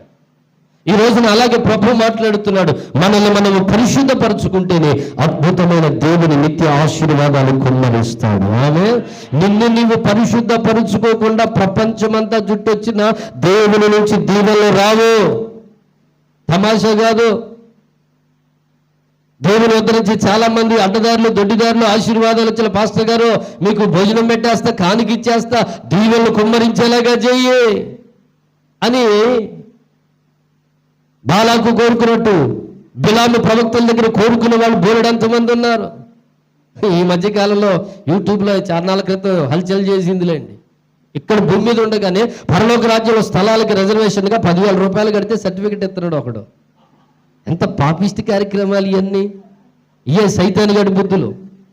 ఈ ఎరిజనం ఎంత అమాయకంగా, అరే పాస్టర్ గారు, ఒక పక్క పరలోక రాజ్యానికి మనం పరిశుద్ధత కావాలమ్మా, పరిశుద్ధులుగా మార్చబడాలి, శనివారం రండమ్మా, కన్నీరు కాచండమ్మా, మిమ్మల్ని మీరు పరిశుద్ధపరచుకోండమ్మా, దేవుడు కనికరం గలవాడమ్మా, కడుగుతాడమ్మా, పరిశుద్ధపరుస్తాడమ్మా, నిత్య జీవం ఇస్తాడమ్మా అంటే ఈ పాస్టర్ గారు చెప్పే మాట ఒక్కటెక్కదు. మార్కాపురంలో ప్రత్యేకమైన దైవజనుడు వచ్చాడు, అతనికి అభిషేకం ఉన్నాయి, 14 వరాలు ఉన్నాయంట. బైబిల్లో ఉన్నది కొన్నే, మరి లేనిపోని ఏడ తెచ్చిపెట్టుకుండే మహానుభావుడు. అట్లాంటి వాళ్ళు అంటే మనోళ్ళకి ఎక్కడ లేని ఉద్యోగం అండి. అబ్బే నేను చెప్పాను, సరదాగా చెప్పే కాదు, హృదయ వేదనతో చెప్తున్నాను. కొందరు దైవజనులు గుండెలు పగిలిపోయి ఏడుస్తున్నారు. ఉన్నత ఉపదేశం కలిగిన సంఘములో కూడా కొందరు చల్లారిపోయిన స్థితిలో, శరీర సంబంధమైన వ్యక్తులుగా గలతీ సంఘస్థులు ఆత్మలో ప్రారంభించి శరీరంలో ముగిస్తున్నారు. ఎంత దుఃఖకరం. ఎంతోమంది దైవజనులు ఏడుస్తున్నారు. ఈ మాటలు వింటున్న ప్రియులారా, సంఘ బిడ్డలారా, మీరు ఎవరైనా సరే మీ కొరకు భారము కలిగి వాక్యాన్ని బోధించి మిమ్మల్ని ఎట్లయినా పరిశుద్ధపరిచి దేవుని రాజ్యంలో నిలబెట్టడానికి ప్రయాసపడి మీ తండ్రి మీ కొరకు ప్రయాసపడుతున్నాడు కనుక అతన్ని మీరు ఆదరించాలి, అతన్ని మీరు ధైర్యపరచాలి, అతని భారాన్ని మీరు పంచుకోవాలి. పౌలయ్య గారు ఏమన్నారో తెలుసా ఒక మాట, ఉపదేశకులు 10,000 మంది ఉన్నను, తండ్రులు అనేకులు లేరు, తండ్రి ఒక్కడే. ఆమెనండి. తండ్రి ఒక్కడే, ఉపదేశకులు బోలెడంతమంది. నేను వచ్చాను, 4 మాటలు చెప్పా, అబ్బాయి ఏం చెప్పాడా, బాగా ఎర్రగా ఉన్నాయి, నా పొద్దుల నుంచి వచ్చాడు అన్నారు అనుకోండి. నా కోసం అన్నా ప్రార్థన చేయి అంటారు. పొరపాటు నేను చేయను. ఎందుకు, నాకు సంఘం ఉంది, నా సంఘ బిడ్డల కోసం చేసుకోవడానికి నాకు సరిపోతుంది తెప్పులో. ఇక మీరు ఎవరో ఏంటో వచ్చా 4 ముక్కలు చెప్పి వెళ్ళిపోయామంతే, ఎరిగి వేసామంతే. రోజు నీళ్లు పోసేవాడే తోటమాలి. ఆమెనండి, మీ కొరకు కన్నీళ్లు గార్చేవాడు, మీ ఆత్మీయ ఎదుగుదల కొరకు ప్రయాసపడి ఒక శ్రేష్టమైన దైవజనుడు ఉండడం మీకు ధన్యకరం. మీ మీద మీ ఆత్మలు లెక్క అప్పచెప్పువారు వాళ్ళు, కనుక వారిని సన్మానించబద్ధులై ఉన్నారు. ఆమె మొదటి దీపం ఏంటో చెప్పండి, త్వరగా ముందుకెళ్ళిపోదాం. పరిశుద్ధత అనే దీపం వెలుగుతూనే ఉండాలి. వెలగపోతే పొరపాటున దేవుని రాజ్య ప్రవేశం ఉండదు, సందేహం లేదు. కనుక ఈ రోజున ఒకంత నీ ఆత్మీయ జీవితాన్ని పరిశీలించుకో. పరిశుద్ధత 2023 ఆరంభ దినాల్లో ఎట్లుంది? విశ్వాస జీవితాన్ని ప్రారంభించిన తొలిటి దినాల్లో, ఆరంభ దినాల్లో ఎంత పరిశుద్ధంగా, ఎంత వైరాగ్యంగా, ఎంత ఆసక్తిగా అడుగులేసావు. ఒక బూతు మాట వినబడితే చిచ్చిచ్చి ఏంటి దరిద్రం, ఏసు రక్తం జీవం అనుకున్నోళ్ళు ఉన్నారు. ఇప్పుడు వీళ్ళే కమ్మగా యథేచ్ఛగా స్వచ్ఛందంగా వీళ్ళు నోరు తెచ్చి పచ్చిబూతులు మాట్లాడుతున్నారు. మాట్లాడింది కాక మళ్ళీ పాస్టర్ గారి దగ్గరికి వచ్చి మూట ఇప్పుతారు కంపు అంతాను. ఫలానా అమ్మ ఇట్లా తిట్టింది అన్నా అని ఈ అయ్యగారు వినాలి. మళ్ళా కొంచెమన్నా జ్ఞానం ఉండదు కొందరికి. కనుక ఎవరిని విమర్శించే ఉద్దేశం కాదు, కానీ జరుగుతున్న వాస్తవాన్ని ఎదుట పెట్టాలని పరిశుద్ధాత్మదేవుడు ఆశపడుతున్నాడు. పరిశుద్ధత అనే దీపం వెలిగితేనే దేవుని రాజ్యంలోనికి ప్రవేశిస్తావు. ఆమేన్. నువ్వు ఒక్కదానివే పరిశుద్ధతలో నిలబడగలిగితే నీ కాంతిలోనికి అనేకులు నా దేవుడు నడిపించబోతున్నాడు. 2024లో నీ కాంతిలోనికి అనేకులు రాబోతున్నారంతే. ఇదొక ప్రవచనం అనుకోండి. ప్రభునందు ప్రియులారా, పరిశుద్ధత అనే ఈ దీపం వెలిగితేనే పరలోక రాజ్య ప్రవేశం ఉంటుంది. సమయం లేదు కనుక రెండవ దీపాన్ని దేవుని వాక్య వెలుగులో మీ జ్ఞాపకం చేయాలని ఆశిస్తున్నాను. రెండవ దీపం ఏమిటయ్యానంటే విజ్ఞాపన అనే దీపం వెలుగుచుండాలి. ఆమేనండి. మొదటి దీపం పేరేంటి త్వరగా చెప్పండి. పరిశుద్ధత. పరిశుభ్రత వేరు సుమా. పరిశుభ్రత దేహానికి సంబంధించింది, పరిశుద్ధత అంతరంగానికి సంబంధించింది. దేవుడు చూసేది హృదయాలని, దేహాన్ని చూడడం. ఒకవేళ దేహాన్ని చూసి మంచిగా కలర్గా బ్రైట్గా అందంగా చందంగా ఉన్నోళ్ళకి పరలోక రాజ్యం అంటే మేము ఎక్కడ పోవాలా? మా పరిస్థితి ఏంటి? ఏ బ్యూటీ పార్లర్ పోతే వచ్చింది? నా దేవుడు కృపగలవాడు గనక అంతరంగాన్ని చూశాడు. మాలాంటోళ్ళు కోరుకున్నాడు. ఏరి కోరుకున్నావు. బా ఏం పాట అండి, ఫీల్లో పాడుకోవాలి. దేవునికి స్తోత్రం, హల్లెలూయా. ఇందాక అన్నగారు పాడారు అసలు హల్లెలూయా. చాలా రోజుల తర్వాత ఆ మజా, ఆ పాటలు ఉన్న సారాన్ని ఆనందించాను నేను. అంతరంగం నాట్యం ఆడడం అంటే అది స్టెప్పులు వేసి దావీదులాగా ఈ మధ్య పాపిష్టి కాలం తగలబడిందిగా, ఏరిపోతున్న గబగబా ఎరుగుతున్నటువంటి లైట్లు, అగ్ని ఆరదు పురుగు సావదన్నట్టుగా. ఎవరినేం అంటలేదు సుమా. దేవునికి స్తోత్రం. సరే, జాగ్రత్తగా వినండి. పరిశుద్ధత అనే దీపం వెలుగుతుండాలి. వెలగకపోతే పరలోక రాజ్యం లేదు, డౌట్ లేదు. నీకైనా నాకైనా ఎవరికైనా సరే. కనుక పరిశుద్ధత అనే దీపం నా జీవితంలో వెలుగుతుందా లేదా, వెలగాలంటే ఏం చేయాలి, ఎప్పుడు వెలుగుద్ది అనేటువంటి దిశగా నీ మనస్సు పెట్టి ప్రయాసపడితే 2024కి నిన్ను పరిశుద్ధపరిచి పరిశుద్ధత అనే దీపం దేదీప్యమానంగా వెలిగేలా నా దేవుడు చేయునుగాక. రెండవదిగా విజ్ఞాపన అనే దీపం ప్రతి క్రైస్తవుడి జీవితంలో వెలగాలి. మోషే జీవితాన్ని చూస్తే నిర్గమకాండం 32:32లో ఏమంటాడో తెలుసా? అయ్యో, నీవు వారి పాపము పరిహరించితివా సరి, లేకపోతే నీ గ్రంథములోంచి నా పేరు తీసిపడే, నాకు పరలోకమే వద్దు అంటాడు. ఎంత శ్రేష్టమైన భక్తుడండి మోషే. మోషే విజ్ఞాపన వీరుడు. అహరోనును చూస్తే చచ్చిన వారికి బ్రతికిన వారికి మధ్యలో నిలిచిన వాడు అహరోను. ఒకవేళ మరణమంటూ వస్తే, తెగులంటూ వస్తే అహరోనును చంపి వెళ్ళాలి. మధ్యలో నిలబడ్డాడు, ధూపార్తిని చేపట్టుకున్నాడు. ఒక దైవజనుడు ధూపార్తిని కలిగిన వాడుగా ఉన్నాడు. ధూపార్తి అనగా ప్రార్థన, ఎల్లప్పుడూ మండుచున్నటువంటి ప్రార్థన దీపం కలిగిన వాడు. అలాంటి ఒక శ్రేష్టమైన దైవజనుడు నా దేవుడు మీకు ఇచ్చారు. అందుని బట్టి దేవునికే మహిమ కలుగునుగాక. ధూపార్తి కలిగిన దైవజనుడు మీరు కలిగి ఉండడం ధన్యకరం. తెగులు మీ దాకా రాదు, మరణం మీ దాకా రాదు. అపవాది కోరలు చాచిన ఆ కోరల్లో మీరు పడలే. ఎందుకంటే మీ నిమిత్తం అనునిత్యం చేతులెత్తే దైవజనుని మీరు కలిగి ఉన్నారు. ఆమె కొండ కింద ఇజ్రాయెల్ విజయం పొందుతుంటే, మేము కదా యుద్ధం ఆడుతుంటే మాకు జయం వస్తుంది, ఈ ఉద్యోగంలో, ఈ వ్యాపారంలో, ఈ చేతి పనుల్లో, మా ప్రయాణంలో, మా ప్రయత్నాలలో, అబ్బా మా కండబలం కదా, మా తెలివి కదా, జ్ఞానము కదా, ఇంతటి విజయానికి కారణం అనుకుంటున్నారేమో. కానీ కొండ మీద ఈ ప్రజల పక్షంగా భారముతో చేతులెత్తుచున్న ఒక దైవజనుడు ఉన్నాడు. ఆమేన్. దైవజనుడు చేతులెత్తుట సంఘ బిడ్డలకు విజయానికి కారణం. నీవు విజయవంతంగా ముందుకు సాగిపోవాలంటే, విజయోత్సవాల చేత ఊరేగించబడాలంటే నీ పక్షంగా చేతులెత్తే దైవజనుడిని కలిగి ఉండాల్సిందే. ఆమేన్. దైవజనుడు చేతులెత్తాడు, విజయం. చేతులు దించాడు, అపజయం. ఊరికే రాయలేదుగా బైబిల్లో. కనుక సమయం లేదు కనుక త్వరగా ముందుకెళ్ళే ప్రయత్నం చేస్తున్నాను. విజ్ఞాపన దీపం వెలిగితే తప్ప నిత్యత్వంలోకి రాలేవు. యేసయ్య కూడా విజ్ఞాపన చేశాడా లేదా? ఎవరి కోసం విజ్ఞాపన చేశాడు?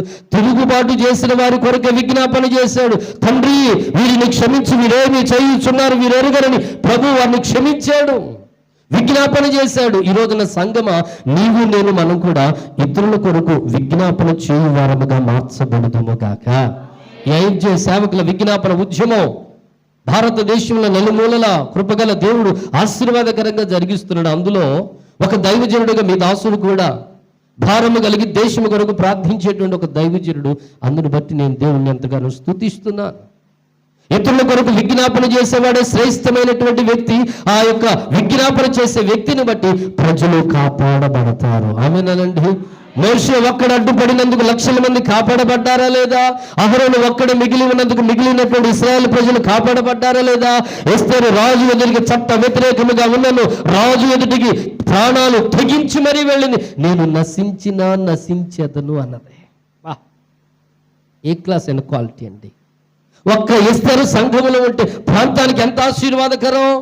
ఆనాడు ఒక్క ఎస్తేరు యోధా జాతి ప్రజలందరూ రక్షించబడ్డానికి అడ్డుపడింది కదా. నశించేదను అన్నది. అది కదా విజ్ఞాపన అంటే. కొందరు ప్రార్థన మొదలు పెడితే విజ్ఞాపన ఉండదు, అంత ప్రార్థనే. ఏమైనా ప్రార్థన చేస్తారో తెలుసా? వింత వింత ప్రార్థనలు. సపోజ్ నేనే ఉన్నా, ఎవరి మీదో చెప్పుకోవటం ఎందుకు, నా మీదే చెప్పుకుంటాను. ప్రభు నన్ను ఆశీర్వదించు, నా భార్యను ఆశీర్వదించు, నా భార్య వాళ్ళ ఆయన్ను కూడా ఆశీర్వదించు. ప్రభు నా కొడుకుని ఆశీర్వదించు, నా కొడుకు వాళ్ళ తండ్రిని ఆశీర్వదించు, మా కూతుర్ని ఆశీర్వదించు, వాళ్ళ తండ్రిని ఆశీర్వదించు. అంటే వీడి ముఖం ఎటు తిరిగిన ఆశీర్వాదం ఎవరికి రావాలి? చిచ్చి ఇట్లాంటి ప్రార్థనలు ఎల్లప్పుడూ దేవుడు వినకుండును గాక. ఇట్లాంటి ప్రార్థనలు దేవుడు అంగీకరించాడండి. దైవ భక్తులందరి జీవితాలు చూడండి, ఇతరుల కొరకు అడ్డుపడ్డారు. బద్దలైన బండ సందులో నిలవ తగిన వారుగా ఉన్నారు. ఒక దైవజనుడు చేసే పని అదే. సంఘము కూడా ఈ రోజున ఇతరుల కొరకు, అందరికంటే మరి ముఖ్యంగా, అన్నిటికంటే ముఖ్యంగా రాజుల కొరకు, అధికారుల కొరకు ఏం చేయాలి? ప్రార్థన, యాచన, విజ్ఞాపన, కృతజ్ఞతా స్థుతులు చెల్లిస్తేనట ఆ కుటుంబం నెమ్మదిగా బ్రతుకుచున్నది. చప్పట్లు కొట్టి స్తోత్రం చెల్లిస్తారా? ₹1 మాట చదువుతారా? తిమోతికి రాసిన మొదటి పత్రిక 2వ అధ్యాయం 1వ వచనంలో. సమయం లేదు కనుక త్వరగా ఆ మాటను మీ జ్ఞాపకం చేస్తాను. చూడండి త్వరగా. తిమోతికి రాసిన మొదటి పత్రిక 2:1. మనము సంపూర్ణ భక్తియు మాన్యత కలిగిన వారమై నెమ్మదిగాను. అబ్బాబా పదాలు చూడండి, పరిశుద్ధాత్ముడు ఎంత చక్కగా రాశాడు. నెమ్మదిగా బ్రతకాలి. ఎంతమందికి ఆశ ఉందంటే అందరూ చేతులు ఎత్తుతారు. సుఖముగా బ్రతికే వాళ్ళు, నేను సుఖంగా బ్రతకాలి, మా కుటుంబం సుఖంగా బ్రతకాలని ఎంతమందికి ఆశ ఉందని చేతులు ఎత్తమంటే అందరూ చేతులు ఎత్తుతారు. అయితే ఎవరికి సాధ్యమనంటే కింది వచనాల్లో చదువుకుంటే అన్నిటికంటే ముఖ్యంగా రాజుల కొరకు, అధికారుల కొరకు ప్రార్థన, విజ్ఞాపన, చదువు, యాచనలు, కృతజ్ఞతాస్తుతులు, ఇదిగో ఇవన్నీ చెల్లిస్తే ఈ శ్రేష్టమైన నెమ్మదిని, సుఖమును నా దేవుడు మీ జీవితాలకి దయచేయునుగాక. మా బ్రతుకులో సుఖం లేదండి, అన్ని తిప్పలేనండి, నా బ్రతుకులో కష్టాలేనండి, విశ్రాంతం అని పేరుంది కానీ ఒక్కరోజు కూడా విశ్రాంతి లేదండి, ఆనందరావు పేరే కానీ ఆనందం అనేది నాకు తెలియదండి. ఇలాంటి వాళ్ళు బోలెడంతమంది ఉన్నారు భూమి మీద. కానీ ఇప్పుడు ప్రభు నీతో మాట్లాడుతున్నాడు. ఒక విజ్ఞాపన చేసే వ్యక్తిగా నువ్వు మారగలిగితే, విజ్ఞాపనకర్తగా నువ్వు మార్చబడగలిగితే, నీ విజ్ఞాపనలను బట్టి ఎందరో కాపాడబడబోతున్నారు. ప్రభు ఈరోజు సూటిగా నీతో మాట్లాడుతున్నాడు. ఎంతమంది కొరకు విజ్ఞాపన చేశావు? నీ చుట్టుపక్కల బంధుమిత్రుల కొరకు విజ్ఞాపన చేసావా? నీ రక్త సంబంధికుల రక్షణ కొరకు ఎన్నడన్నా విజ్ఞాపన చేసావా? గొర్రెని కనాలి కదా, కనకపోతే గొడ్రాలే కదా. భౌతికంగా పిల్లలు కని ఉండవచ్చును కానీ ఆత్మ సంబంధంగా సంఘములకు ఎంతమందిని కని నడిపించగలిగావు? నడిపించకపోతే ఇంకా గొడ్డలతనం ఉన్నట్లేగా. దాని కొరకే నా ఆలోచన ఏమన్నా ఉన్నదా? అరే నా బ్రతుకులు రక్షించబడి కొన్ని ఏళ్ళు దాటిపోతున్నాయి, 10 ఏళ్ళు, 7 ఏళ్ళు, 8 ఏళ్ళు, 20 ఏళ్ళు దాటిపోతున్నాయి. కొంతమందినైనా ప్రభు దగ్గరికి నడిపించలేకపోయినా చింతన లేకపోతే ఎలా? సమరయ స్త్రీ ఒక్కతే పట్టణాన్ని ప్రభు దగ్గరికి తేలేదా? ఆంధ్రయ్య పేతుని ప్రభు దగ్గరికి తెస్తే ఘనుడైన వ్యక్తిగా పేతురు మార్చబడలేదా? రాహాబు వేశ్య దైవ దర్శనం కలిగాక, భక్తులు దర్శనం కలిగాక, దేవుని వాక్యం విన్నాక ఏకంగా తన కుటుంబస్తులందరినీ ఇంటి దగ్గరికి తీసుకొచ్చుకుని కాపాడుకున్నది. భారం వచ్చేసింది ఆమెకి. ఈ రోజున నీకు కూడా విజ్ఞాపన భారం వచ్చునుగాక. ఒక్కొక్కళ్ళకి ఒక భారం రావాలి. దేవుని సేవకునిగా చేతులు జోడించి మిమ్మల్ని అందరినీ బతిమాలుకుంటున్నాను, మీ కుటుంబస్తులందరూ రక్షించబడినట్లుగా ఆ విజ్ఞాపన భారాన్ని మీరు తెచ్చుకోవాలి. ఎందుకంటే ఆదికాండం 3:9 దేవుడు ఏమన్నాడు? ఆదామా ఎక్కడున్నావు? ఆదామును గురించి లెక్కడిగాడు. 4:9 కయ్యను నీ తమ్ముడైన హేబెలు ఎక్కడున్నాడు? తమ్ముడిని గురించి కూడా లెక్క అడిగాడు. ఆదామును గురించి లెక్క అడిగాడు. నిన్ను గురించి లెక్క అడుగుతాడు. నీ రక్త సంబంధికుల నుంచి, నీ ప్రాంత ప్రజలు ఇంకా రక్షణ పొందకపోతే నిన్ను అడుగుతాడు లెక్క. లెక్కలు చూసే ఒక రోజు ఉంది. ఆమె అడుగుతాడమ్మా లెక్క. పాట ఏదో ఉందిగా పాస్టర్ గారు, మంచి పాట. సరే, నాకు పెద్దగా రావనుకోండి, దేవునికి స్తోత్రం. అన్నగారంటే ఆ కృప పొందినోడు కనుక ఆ రాగాలు స్కేళ్ళు దేవునికి స్తోత్రం. నేను పాడితే రాగానికి అర్థం ఉండదు, ఆ స్కేల్ ఏంటో కొనుక్కోలేరు మీరు, దేవునికి స్తోత్రం. కనుక జాగ్రత్తగా వినండి. విజ్ఞాపన దీపం వెలిగితే తప్ప దేవుని రాజ్యానికి రాలేవు. యేసయ్య కూడా విజ్ఞాపన చేశాడు. సంఘములో ఉన్నటువంటి దేవుని పిల్లలు కూడా విజ్ఞాపన చేయాలి, ఖచ్చితంగా చేయాల్సిందే. నాకు చేత కదండి, కుదరదండి అంటానికి లేదు. డాక్టర్ దగ్గరికి పోతే తెగ చెబుతాయి, డాక్టర్ గారు కాలు ఇట్టిట్టు లాగేస్తుంది, చెయ్యి ఇట్టిట్టు లాగేస్తుంది, చెవులు అబ్బోబ్బోబ్బో నర లాగేస్తున్నాయి. ఎంత అందంగా ఆ బాధ కళ్ళకు కట్టొచ్చినట్టుగా డాక్టర్కి అర్థమయ్యేటట్టుగా చెబుతావు కదా. దేవుని సన్నిధిలో చెప్పడానికి ఏమైంది? ఆయన ఏమైనా ప్రశ్నించేవాడా? ఎందుకు ఇలా చేసావు అనేవాడా? ఏమన్నాడు? ఒక బిడ్డ తండ్రి దగ్గరికి లేక తల్లి దగ్గరికి వచ్చి, ఒకవేళ 6 నెలల పాపే అనుకోండి, కడుపులో నొప్పి వచ్చింది అనుకోండి, ఏమంటది ఇంగ్లీష్లో? Mummy I'm suffering from stomach, please come అంటదా? కుదిరిద్దా? వచ్చిన భాష ఏంది? ఏడుపే. దేవునికి స్తోత్రం, హల్లెలూయా. నీకు కూడా అది ఒక్కటి చేత చాలు. అంగలార్పు విద్యను మీకే ఇచ్చాడు దేవుడు. ఆమేనానండి? చాలామంది చెప్పట్లేదు. దేవునికి స్తోత్రం. స్త్రీలను కనుగొనని తెలివి కలిగిన స్త్రీలంట, రోదన చేసేవాళ్ళంట, రోదన చేసేవాళ్ళే తెలివి కలిగిన స్త్రీలంట. ఈ రోజున మీరు ఏ తెలివి కలిగి ఉండాలంటే మహోన్నతుని విద్య, అంగలార్పు విద్య. స్త్రీలను పిలువనప్పుడు మన కొరకు అంగలార్పు చేయమని వారిని కోరండి అంటాడు భక్తుడు ఇర్మియా తన గ్రంథంలో. అమ్మా దేవునికి స్తోత్రం, హల్లెలూయా. జాగ్రత్తగా ఆలకించండి ప్రియులారా. విజ్ఞాపనలో దీపం వెలిగితే తప్ప దేవుని రాజ్యానికి రాలేవు, సందేహం లేదు. ఈరోజు నేను అడుగుతున్నాను, ఒక్క ఆత్మకైనా స్వార్థ చెప్పావా? కనీసం అట్లీస్ట్ నీ కుటుంబస్తులు ప్రభు దగ్గరికి నడిపించావా? లోతు ఎక్కడో ఉన్నాడు. ఎక్కడా? సొదొమలో. ఎన్నేళ్ళు ఉన్నాడు? అబ్రాహాం మనసులో కొంతమందినైనా నా కొడుకు సంపాదించుంటాడు. లోతు ప్రభు దగ్గరికి నడిపించుంటాడు, సత్యంలోకి నడిపించుంటాడని ఆశపడి 10 మంది దాకా వచ్చి ఆగిపోయాడు. ఒకవేళ లోతే కనీసం 10 మందినైనా సంపాదించి ఉన్నట్లయితే సొదొమ గొమొర్రా పట్టణం అగ్ని గంధకాలకు ఆహుతయ్యేది కాదు. ఈరోజు నేను చెప్పనా, నువ్వు ఒక్కదానివి విజ్ఞాపన వీరురాలుగా మారగలిగితే ఆ విజ్ఞాపనను బట్టి అందరూ నశించిపోకుండా రక్షించబడబోతున్నారు. ఆమె నువ్వు ఒక్కదానివి అనేకులకు దీపంగా మారాలి. ఈ విజ్ఞాపన దీపం వెలగాలి. ఆరంభంలో శనివారం ప్రార్థనలు మహా ఉద్యమంగా, అనా ఈరోజు శనివారం ప్రార్థన లేదా? నేను గుంటూరులో ఉన్నాను బ్రదర్, ఈ పూట రాలి. అయ్యో శనివారం ప్రార్థన లేకపోతే అసలు నా మనసు నెమ్మదిగా ఉండదే. ఇంట్లో చేసుకో బెదరు. ఒక 4 నెలలు అయిన తర్వాత బెదరు శనివారం ప్రార్థన రావా అంటే అడుగుదిరిద్దన్నా. రవన్నా నీకేం పని లేదు కానీ శనివారం పేదలు మా పేనానికి పెడుతున్నావు, కానీ మాకు ఎన్నో పనులు ఉన్నాయి, శనివారమే డబ్బులు వచ్చేది, బట్టవాడు వచ్చేది అని చెప్పేవాళ్ళు బోలెడు అంతమంది ఉన్నారు. మీరు కాదులేండి. దేవునికి స్తోత్రం, హల్లెలూయా. విషయం చెప్తున్నారు, జాగ్రత్తగా ఆలకించండి. విజ్ఞాపన దీపం లేకపోతే, అది వెలగకపోతే దేవుని రాజ్యాన్ని మిస్ అయిపోతావు. జాగ్రత్త. పొరుగువాన్ని నిన్ను వాళ్ళు ప్రేమించమన్నాడుగా, మరి ఏం ప్రేమించినట్టు లెక్క? ఈరోజు ప్రభు మాట్లాడుతున్నాయి. ఎప్పుడన్నా తలనొప్పి వచ్చింది, పలానా డాక్టర్ దగ్గరికి వెళ్ళి అద్భుతంగా స్వస్థ వచ్చింది అనుకోండి, వెంటనే ఎవరికైనా తలనొప్పి వస్తే ఎంత అందంగా చందంగా అద్భుతంగా ఆ డాక్టర్ని పరిచయం చేయట్లేదు నువ్వు? ఎంతో బాగా చెబుతావుగా. మరి అలాంటిది సృష్టికర్త అయిన దేవుడు నీ ఆత్మకు రక్షణ ఇచ్చాడుగా, నీ యొక్క స్వభావానికి స్వస్థతను కలిగించాడుగా. ఆ గొప్ప దేవుని ఎందుకు పరిచయం చేయవు? ఎందుకు సిగ్గుపడాలి? పాపం చేయడానికి సిగ్గుపడవచ్చునేమో, కానీ సిగ్గుపడాలి. కానీ పరిశుద్ధుడైన దేవుణ్ణి ప్రకటించడానికి మాత్రం సిగ్గుపడని వారముగా ఉండునుగాక. సమయం లేదు కనుక విజ్ఞాపన దీపం వెలిగితే తప్ప నిత్యత్వంలోకి, నిత్యరాజ్యంలోకి ప్రవేశం ఉండదు.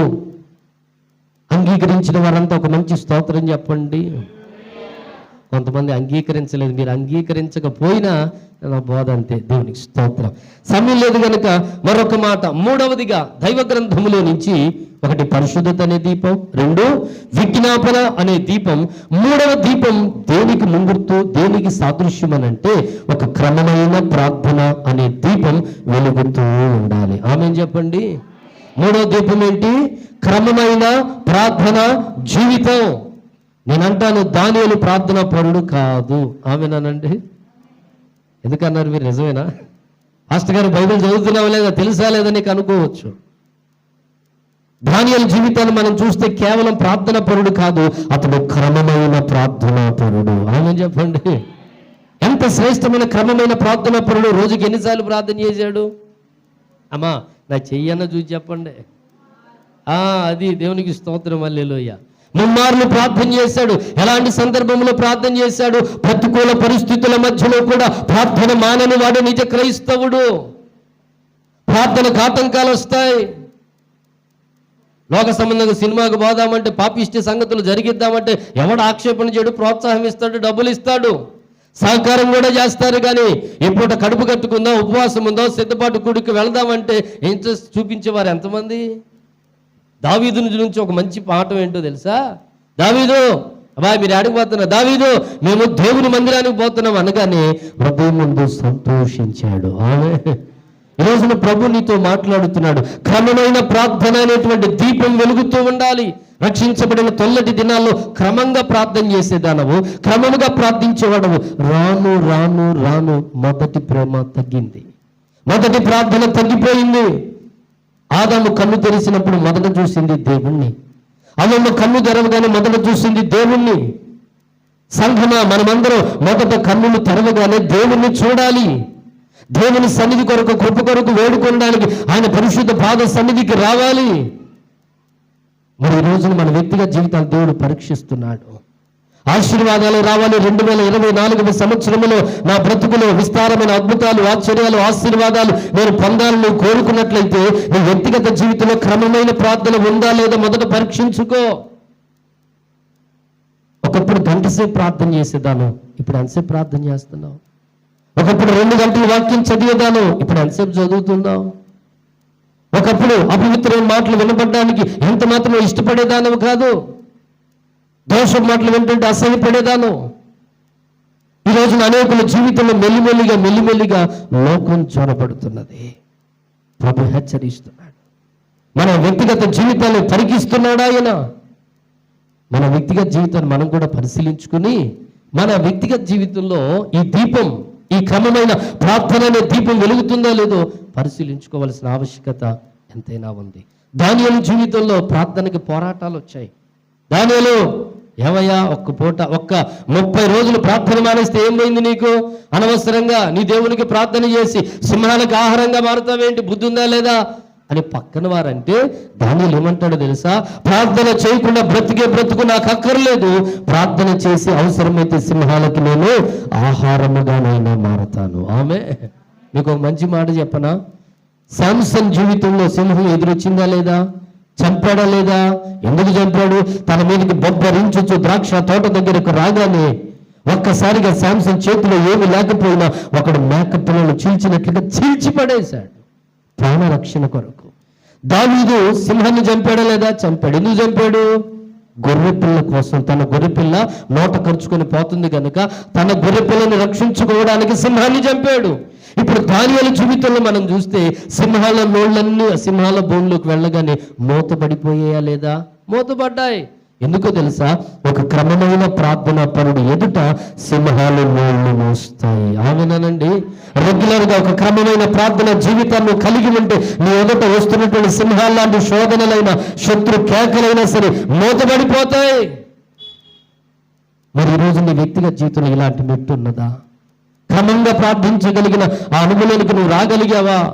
ఈ 2023లో ఒకసారి నీ ప్రార్థన జీవితాన్ని బేరీ చేసుకో, అంచనా వేయి. ఎలా ఉంది? అది పెరిగిందా తరిగిందా? దేవునితో సన్నిహిత సహవాసం పెరిగిందా తరిగిందా? ఏకాంత ప్రార్థన, వ్యక్తిగత ప్రార్థన, సంఘ ప్రార్థనలు పెరిగాయా తరిగాయా? ఈరోజున ప్రభు మనల్ని అడుగుతున్నాడు. కనుక క్రమమైన ప్రార్థన జీవితం కలిగిన వాడే మోక్షరాజ్యానికి రాగలడు. ఇంకా చెప్పన మంచి మాట, దానియేలు గ్రంథం 9:23 దానియేలు గురించి దేవుని దూత దిగి వచ్చి ఏముంటుందో తెలుసా? దానియేలు, నీవు నాకు బహు ప్రియుడవు. ఆమె 10:11 10:18 దేవుని దూత మరలా చెప్తుంది, దానియేలు నీవు నాకు బహుప్రియుడు. బహుప్రియుడు అంటానికి కారణం ఏంటి? అతడు క్రమమైన ప్రార్థన జీవితాన్ని కలిగిన వాడు. ఆమె నీ వ్యక్తిగత జీవితంలో క్రమమైన ప్రార్థన జీవితాన్ని కలిగి ఉంటే నువ్వు దేవునికి బహుప్రియుడు అయిపోతావు, దేవునికి బహుప్రియురాలుగా బ్రతుకుతావు. ఇతడు భూమి మీద మోకరించాడో లేదో దేవుడు వెంటనే దూతను పంపి ఏ విషయమైతే మోకరించాడో ఆ విషయమై జవాబులు దేవుడు దూతను పంపి తనకి అనుగ్రహించాడు. అనగా ఒక క్రమమైన ప్రార్థన పరుడు ఏ విషయమే మోకరిస్తాడో ఆ సంగతులు నా దేవుడు బయలుపరచువాడు అన్నాడు. ఆమె అనేక రకాల చిక్కుముళ్ళు నీ దగ్గర ఉన్నాయేమో, ముళ్ళన్ని విప్పగలిగిన దేవుడు మన మధ్యలో ఉన్నాడు. ఆ సమస్యలన్నిటికీ పరిష్కారం చూపగలిగిన దేవుడు మన మధ్యలో ఉన్నాడు. ఆయన పేరే ప్రార్థన ఆలకించువాడు. ఆమె ఆయనకు నువ్వు ఎలా ప్రార్థన చేయాలి? క్రమంగా ప్రార్థించాలి. ఇంకా చెప్పనా, మార్కు సువార్త 1:35 యేసుక్రీస్తు ప్రభువు చాలా చీకటి ఉండగానే అరణ్యములోకి వెళ్ళి ప్రార్థన చేశాడు. ఇప్పుడు నేను అడుగుతున్నాను, ప్రార్థన చేసుకోవడానికి నీ ఇంటిలో దేవుని సన్నిధిలో ఏదైనా ప్రార్థనకు స్థలం ఉన్నదా? ప్రత్యేక స్థలం ఉన్నదా మీ ఇళ్లలో? ఇది దేవునికి ప్రార్థన చేసుకోవడానికి దేవుడు నాకు ఇచ్చిన ఇంటిలో కొంత స్థలాన్ని దేవుని కొరకు ప్రతిష్ఠించుకున్నాను, ఇది ప్రార్థన కొరకే వినియోగిస్తాను, ఇక్కడికి దేవుని సన్నిధి దిగొస్తుంది, ఇది దేవుని సన్నిధి దిగి వచ్చే చోటు స్థలం అని ఆ స్థలమును ప్రతిష్ఠించి పరిశుద్ధపరిచి ఆ స్థలంలో రెగ్యులర్గా నువ్వు దేవుని సన్నిధిని ప్రార్థించే వ్యక్తి అయితే నా దేవుడు ఆ సన్నిధికి దిగి రాబోతున్నాడు. ఆమె ఇంకా ప్రభు అడుగుతున్నాడు ఏంటో తెలుసా? ప్రార్థనా కాలమున పౌలుశీనులు ప్రార్థన చేశారు. ఈ రోజున ఇంచుమించు 3 గంటల సమయంలో ప్రార్థనా కాలమున ప్రార్థన చేయడానికి వెళ్ళారు భక్తులు. మరి నీ జీవితంలో ప్రార్థనకంటూ ఏదైనా సమయం ఉందా? ఒకవేళ లేకపోతే దేవుడు ప్రశ్నిస్తే దేవునికి ఏం జవాబు చెప్తావు? దేవునికి ఏం జవాబు చెప్పుకోవాలి మనం? ప్రభునందు ప్రియులారా, విమర్శించట్లేదు సుమా, మన జీవితాలకు వాక్యం తర్పణం పడుతున్నాడు. వాక్యము దగ్గర నీవైనా నేనైనా మరి ఎవరైనా తలగలసిందే, విధేయత చూపాల్సిందే, ఒప్పుకోవాల్సిందే, పశ్చాత్తాపడాల్సిందే. కనుక 3వ దీపం ఏమిటయ్యానంటే క్రమమైన ప్రార్థన జీవితం అనే ఈ దీపం వెలుగుతూ ఉంటేనే పరలోక రాజ్య ప్రవేశం దొరుకుతుంది. క్రమంగా ప్రార్థించాలి మనం. స్టెఫెన్ రాళ్లతో కొడుతున్నప్పుడు మోకాళ్ళ మీద పడి చేతులెత్తి దర్శనం చూస్తూ ప్రార్థన చేశాడు. అతను ఎంత శ్రేష్టమైన ప్రార్థన పరుడిగా చరిత్రకెక్కాడు. మన ప్రార్థన జీవితం ఎట్లున్నది? ప్రార్థన కొరకు స్థలం ఉందా? ప్రార్థన కొరకు సమయం ఉందా నీ జీవితంలో? తెలిసిన సేవకులందరికీ ఫోన్లు కొట్టేసి పాస్టర్ గారు గట్టికి ప్రార్థన చేయి, మైకులు అరిసేసి ప్రార్థన చేయి, ఎక్కువ పెట్టి ప్రార్థన చేయంటే ఉపకారం ఏమి ఉండదు. అఫ్కోర్స్ సేవకుల ప్రార్థన నీకు ఆశీర్వాదమే. సమయంలో ప్రార్థించుచుండగానే దేవుడు అద్భుతమైన విడుదలని ఇశ్రాయేలుకి ఇచ్చాడు కాదనడంలా. కానీ నువ్వు కూడా ప్రార్థన చేయాలి. నీకు దేవునికి మధ్యలో వ్యక్తిగత సన్నిహిత సహవాస సంబంధం ఉండాలి. ఆ రిలేషన్ లేకుండా దేవుని ఆశీర్వాదాలు దిమ్మరించంటే పొరపాటున రావు. ఆమె సంతోషంగా చెప్పండి. ఆమె ఆయన పళ్ళు కొరుకుతున్నారు చాలా మంది. మీరు ఎంత కోపడినా నాకు సంతోషమే. నాకు 2 జేబులు ఉన్నాయి లాల్జీకి. మీ తిట్లన్నీ జేబులో వేసుకుని దర్జాగా వెళ్ళిపోతాను. హల్లెలూయా. సరే, సమయం లేదు కనుక మించిపోతుంది ప్రియులారా, ముగింపుకు తేవడానికి ఇష్టపడుతుంది. 4వ దీపం. ఇప్పటికీ 3 దీపాలు. ఒకటి చెప్పండి, 2, 3. ఆమేన్. 4వ దీపం పేరు ఏమిటంటే త్వరగా చెప్పేస్తాను. ప్రేమ అనే దీపం వెలుగుచూ ఉండాలి. ఆమేనండి. ఆమేనంటే మీరు ఏకీభవిస్తున్నారని అర్థం. గనుక ప్రేమ అనే దీపం వెలగాలి. ఈ ప్రేమ అనే దీపం దీపస్తంభం. ఈ దీపాలన్నిటికీ మూలం ఏంటి? ప్రేమ. ఈ జగతికి మూలం ఏంటి? ప్రేమ. ఆ ప్రేమే లేకపోతే యేసయ్యకి దేవుడు లోకమును ఎంతో ప్రేమించినందుకు తన కుమారుని అనుగ్రహించెను. ప్రేమ ఏం చేస్తుంది? ఇస్తుంది. అనండి. ప్రేమ ఇస్తుంది, తీసుకోవడానికి ఇష్టపడేది కాదు. ప్రేమ ఇవ్వడానికి ఆతురత పడేది, ముందుకొచ్చేది ప్రేమ. తండ్రి అయిన దేవుడు మానవుని ప్రేమించాడు కనుక కుమారుని ఇచ్చాడు. ప్రేమ అనేక దోషాలను కప్పుద్ది. ఇతరులను ప్రేమిస్తే క్షమిస్తావు, దీర్ఘశాంతాన్ని చూపిస్తావు. మొదటిగా దేవుని ప్రేమించాలి, తర్వాత దైవ సేవకుని ప్రేమించాలి, తర్వాత దేవుడిచ్చిన సంఘమును ప్రేమించాలి, ఆ తర్వాత సమాజమును ప్రేమించాలి. మనం ప్రేమ లేని వాడు దేవుడు ప్రేమస్వరూపై ఉన్నాడు. ఇతరులను మనం ప్రేమించకపోతే ఇంకా చీకటిలో ఉన్నట్టు, వాడు దేవుని చూడలేదు కనుక దేవుని రాజ్యానికి రాలేడు. కనుక 2 అక్షరాల ప్రేమ, దేవుడిచ్చే ప్రేమ, పరిశుద్ధమైన ప్రేమ మన వ్యక్తిగత జీవితంలో ఎప్పుడూ వెలుగుతూ ఉండును గాక. ఆరంభంలో యేసయ్య అంటే పిచ్చి ప్రేమ, సంవత్సరాలు దొర్లేకుంది ప్రేమ తరిగిపోతాయి. సౌలుకు అంతే జరిగింది, సొలొమోనుకు అంతే జరిగింది. దేమా అనేవాడు ఉన్నాడు, పౌలయ్య గారితో బాగా అటాచ్మెంట్లో ఉన్నాడు. పౌలయ్య గారు నువ్వు కృప పొందినడు అయ్యా, దర్శనం కలిగిన వాడవయ్యా, దేవుని ఒక ఉన్నతమైన ప్రత్యక్షతను మర్మాలు ఎరిగిన వాడవయ్యా, నీ ఇలాంటి దైవజనుడు నాకు దొరకడు, వండర్ఫుల్ అయ్యా, నిన్ను విడవను అని నిబంధనలోకి వచ్చి చక్కగా కొన్నాళ్ళు నడిచాడు. కానీ ఒక రోజున ఆశ పుట్టింది, ఇహలోక స్నేహమును స్నేహించి నన్ను విడిచిపోయాడు అని బాధపడ్డాడు. ఈ రోజున ప్రభు నీతో సూటిగా మాట్లాడుతున్నాడు. లోకాన్ని మనం స్నేహిస్తే లోకములో దేవుని ప్రేమ ఉండదు. దేవుని ప్రేమిస్తే లోకాన్ని ప్రేమించలేవు. దేవుని ప్రేమను రుచి చూస్తే లోకపు ప్రేమ మురికి ప్రేమగా కనబడుచున్నది. ఆమె మన ఆరాధించుచున్న దేవుని ప్రేమ ఎంత అద్భుతమైనది, ఎంత శ్రేష్టం. దానికి మించిన ప్రేమ భూమి మీద ఏదైనా ఉందా? భార్యాభర్తల ప్రేమ, అన్నదమ్ముల ప్రేమ, అక్క చెల్లెళ్ళ ప్రేమ, అన్నదమ్ముల ప్రేమ, స్నేహితుల ప్రేమ, ఈ ప్రేమలన్నిటికన్నా మించిన ప్రేమ, నిస్వార్థమైన ప్రేమ, పరిశుద్ధమైన ప్రేమ, అమూల్యమైన ప్రేమ, ప్రాణమిచ్చిన ప్రేమ, పట్టుకున్న ప్రేమ, ఎత్తుకున్న ప్రేమ, హత్తుకున్న ప్రేమ ఏదైనా భూమి మీద ఉంది అనంటే అది మనం ఆరాధిస్తున్న యేసయ్య చూపిన ప్రేమ మాత్రమే. ఆ ప్రేమకు చప్పట్లు కొడుతూ స్తోత్రం చెల్లిస్తారా? పాట ఉంది కదా, ప్రేమే శాశ్వతమై పరిశుద్ధమైన పొదరిల్లు. ప్రేమ ఇస్తుంది. ఈ రోజున సంఘమ మనము దేవుని ప్రేమ అనే దీపాన్ని వెలిగిస్తూ ఉండాలి. ఎంతమందికి దేవుని ప్రేమను పంచావు? ఒకవేళ మీ ఆయనే కొంచెం ఇట్లా అంటున్నాను, మీరేం ఫీల్ అవ్వకండి, ప్రభు ఎందుకో ప్రేరేపడిస్తున్నాగా చెప్తున్నాను. మీ ఆయనే ఇంట్లోకి వచ్చాడు, అమ్మా అని మొహం ఇటు తిప్పుకున్నట్టా పోతున్నావు, ఏమన్నా సంతోషం ఉంటుంది ఆయనకి? ఏముండదు.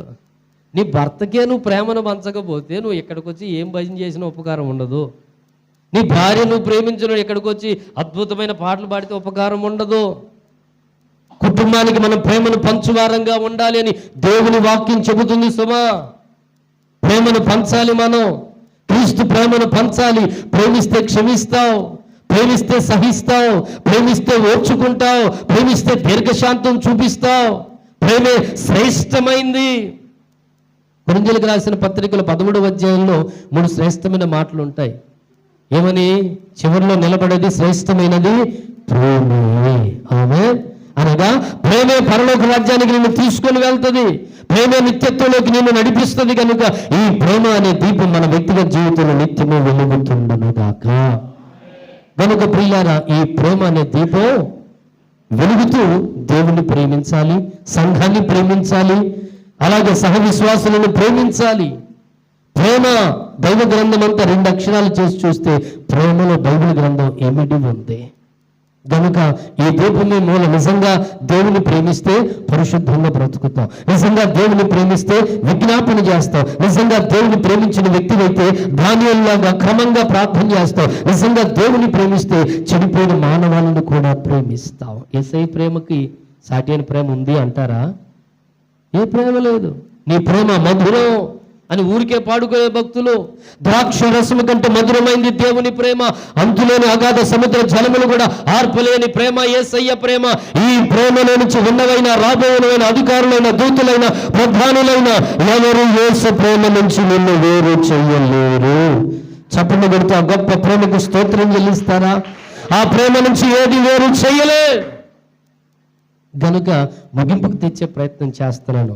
5వ దీపం దేవుని వాక్య వెలుగులో మనం చూస్తే ప్రభు అంటాడు యోహానుని గురించి, బాప్తిస్మమిచ్చు యోహాను గురించి యోహాను సువార్త 5:35లో అతను మండుచు ప్రకాశించు దీపమై ఉన్నాడు.